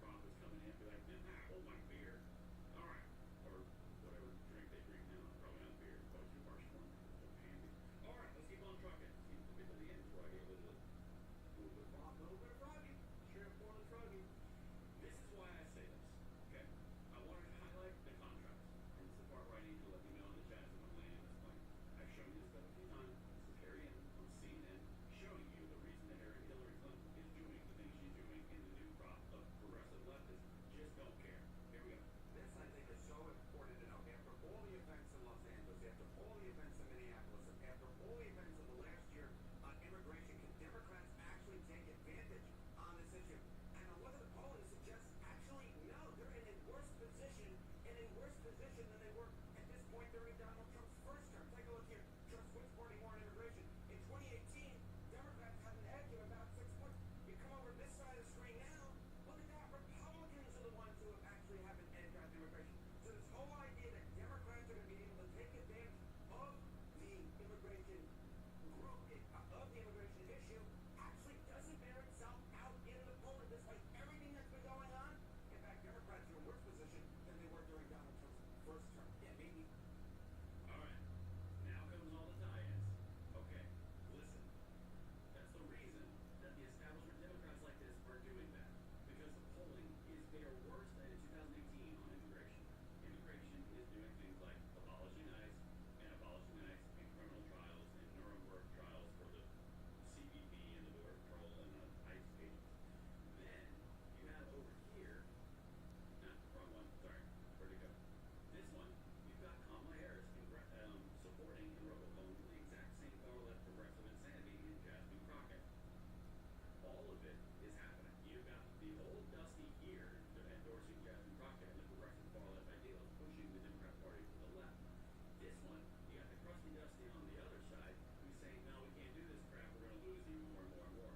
You are actively watching the Democrat Party go so far to the left that you won't be able to see them much longer. This is my hypothesis. You guys can agree or disagree. Let me know, honest to God, and honest to chat over here. Okay? You're going to see the Democrat Party get pushed further and further to the left, with all of the Democrats pushing further and further left progressive candidates. They're going to win in the far left blue areas. They're going to lose in all the purple ones. That's going to put more and more people and more energy directly into the Republican column. After that happens, the far left is going to be isolated into little pockets called cities in blue states, and that's going to be their main center, and they will not be able to moderate. They are going to completely winnow away until nothing is left in the next 10 to 15 years, because they are not allowed to moderate. They're going to continue to get crazier and crazier and crazier. They've already said they're democratic socialists. The only way they can continue to reaffirm their virtue signals and their bona fides is to get further left. I care more than you do, so therefore I'm now a communist because socialists don't really care enough. That's where it's going. Because once you start this virtue signal slope of decline, you can't get out of it. Okay? This is what's actively happening in real time. Now, this part is how it's going to happen, and this is going to facilitate. I'm getting a little bit Nostradamus-y on this one. That same woman, same girl, who is a little far left progressive, she's been arrested at ICE facilities, she's been involved in protests, all of these different things. She did a hit that I showed you on the Fox 32 in Chicago, which is a local affiliate Fox place or TV channel. 11,000 viewers saw it. That's almost nothing. This is the part where it gets real bad, and the far left is ruining the Democrats through the internet. Despite the debate reaching only 512 peak live viewers, clips of her performance on Hassan Piper's stream have gained 3 million views since. This is the ultimate culmination of how I'm trying to tie all this together. The far left progressives are picking up the far left progressive things on media locally that no one else is going to do nationally because it's too crazy. And the far left socialist progressives on the internet are boosting them and circumventing the media and the Democrat controlled systems. That's what you're seeing. 3 million views from something that generated 11,000 views, and a single Democrat is not involved. And you want to know why they don't want them to do this? For this right here.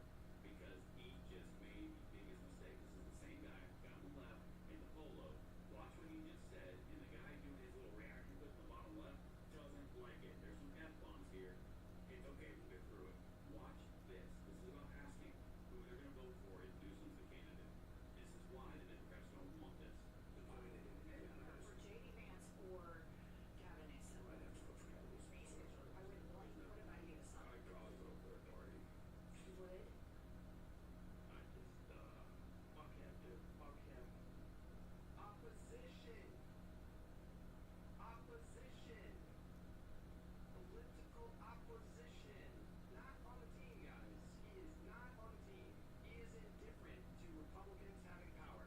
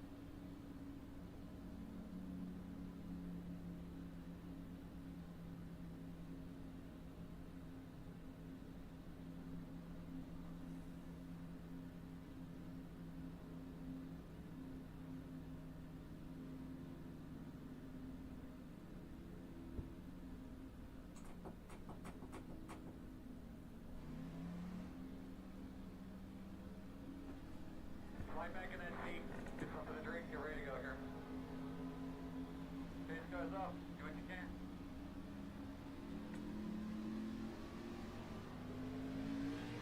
Green, green, green.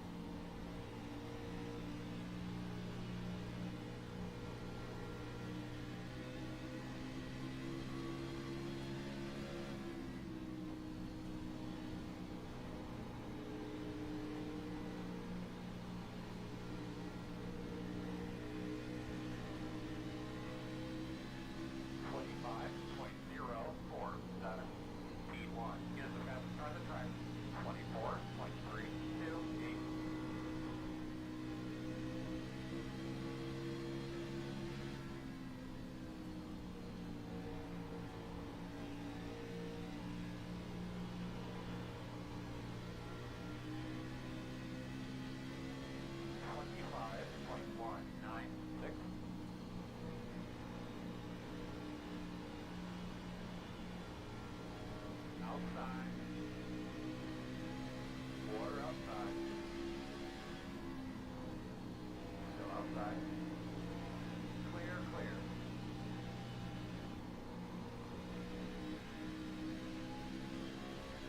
Twenty-four, 28, 2, 9.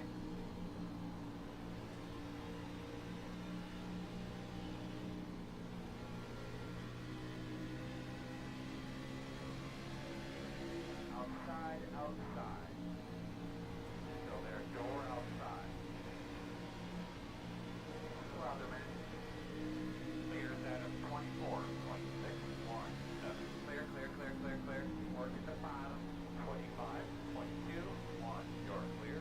Inside, inside. Clear.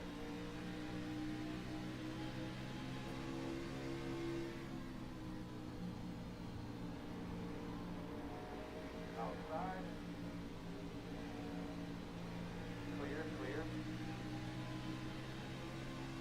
25, 25, 2, 8, inside. Clear. That was a good job. Inside, inside, inside. Inside. Still inside. Clear, clear, clear. Outside. Still out there. 24, 29, 9, 6. Still there, your door. You're clear.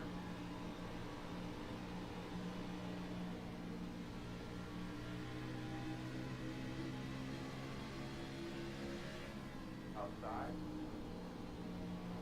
Clear.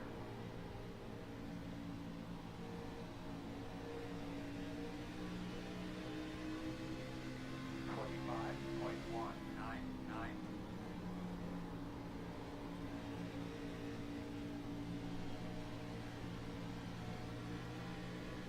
Inside. Still inside. Clear, clear, clear.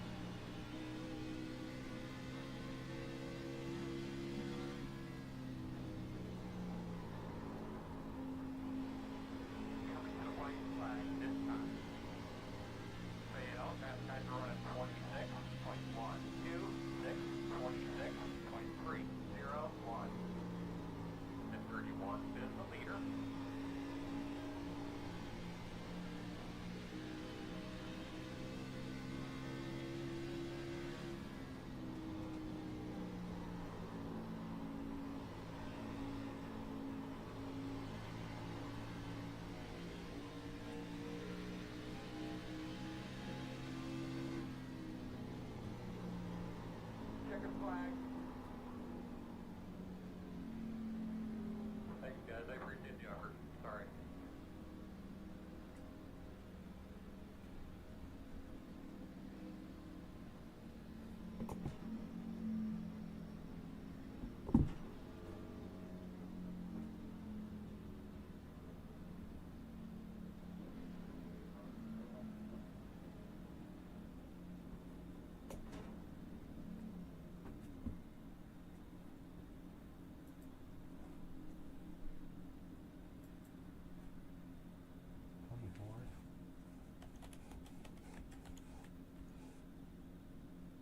Six.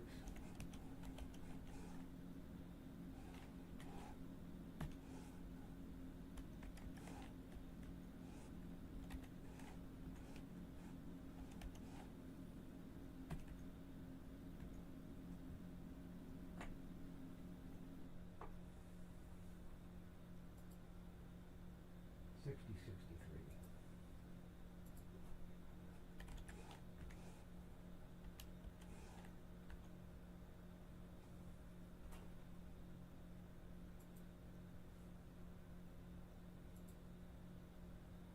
Four.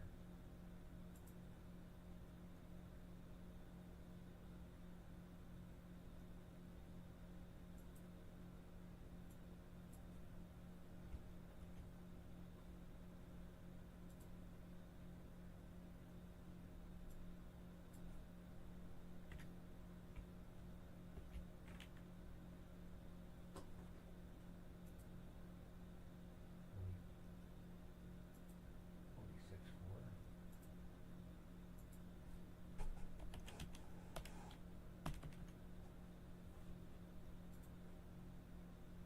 60, 63.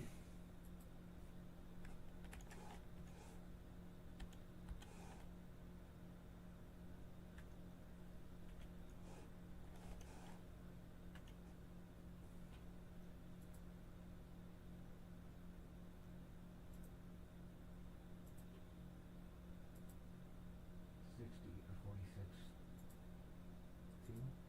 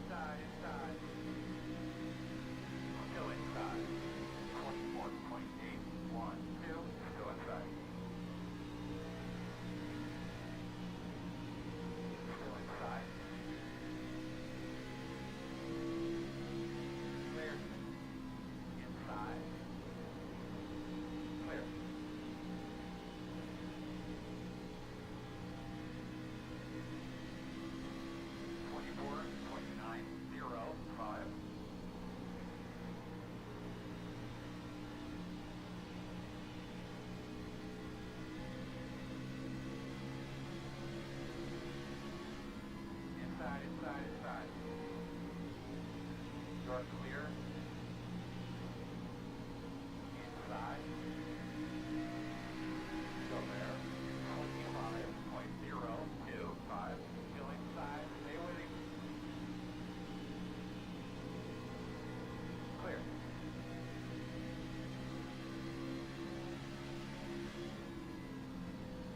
Inside. Clear. Clear.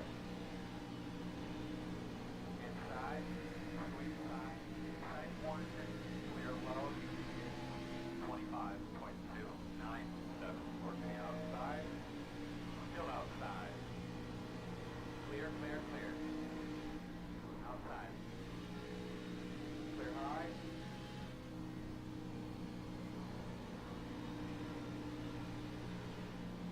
Inside. Clear status 24.763. Inside 25.641. Still inside. Inside. Still there. Clear. Outside. Clear. Outside. Clear high. Clear outside. 46.117. Outside quarter. Clear.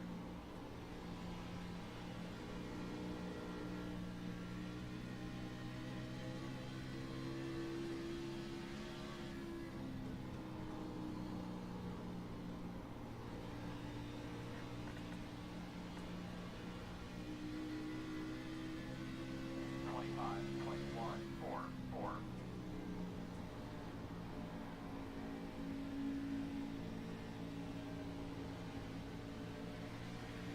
Inside. Still inside. Still inside. Clear, clear. Working bottom inside. 25.645. Still there. Clear.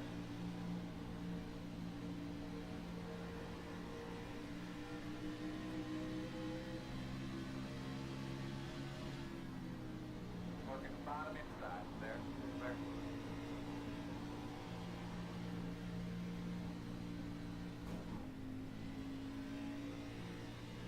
.441.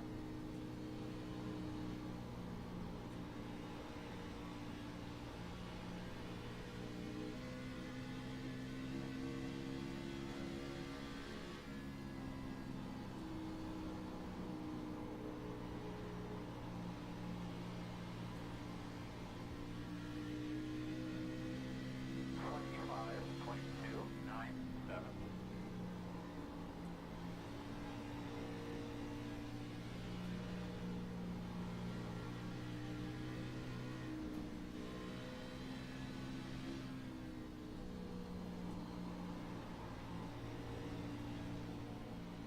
Later the run of 25.126. 25.804.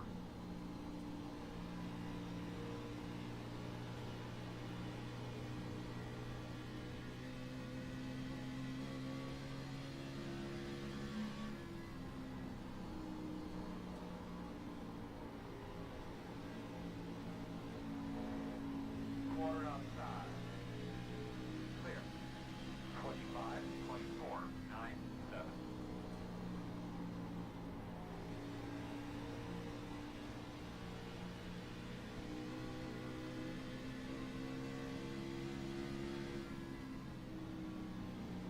Inside. Clear him.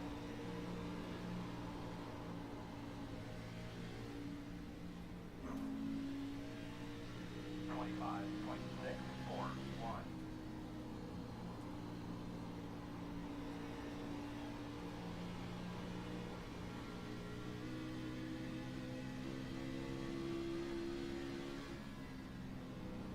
Inside.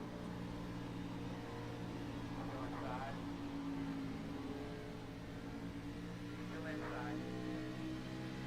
Ready to go. 25.547. Clear, clear, clear.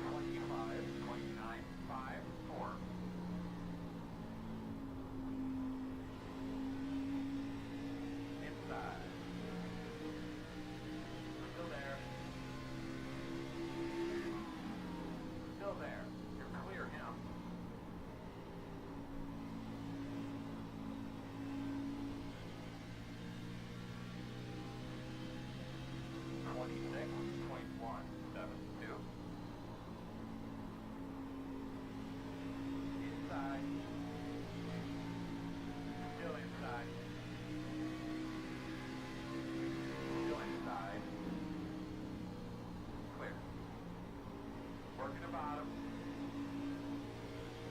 Still inside. 26.226. Still inside. Clear, clear, clear.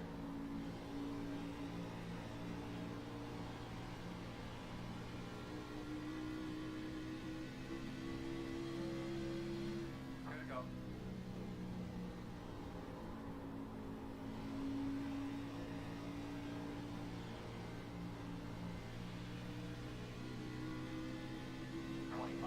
$25.967. Inside, inside.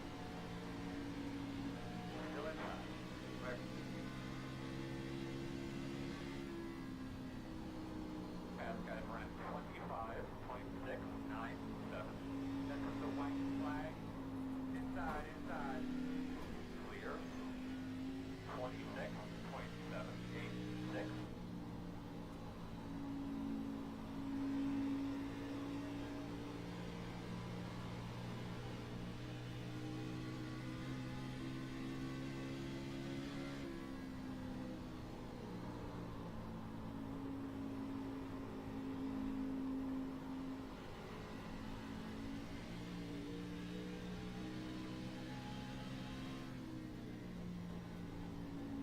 Checkered flag, my man. We'll give you a mulligan, man. As good as you do for us week in and week out, buddy. We wouldn't trade you for nothing, you know that. 24,812. 26,850.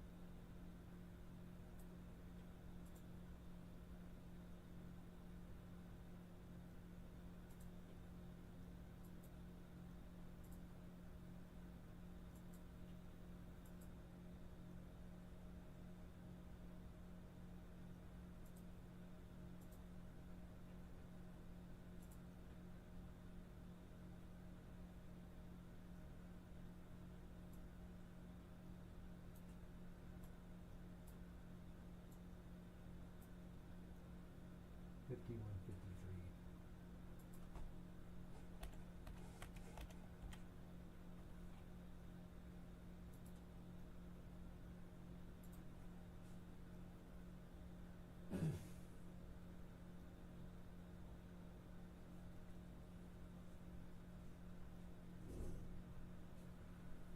All right.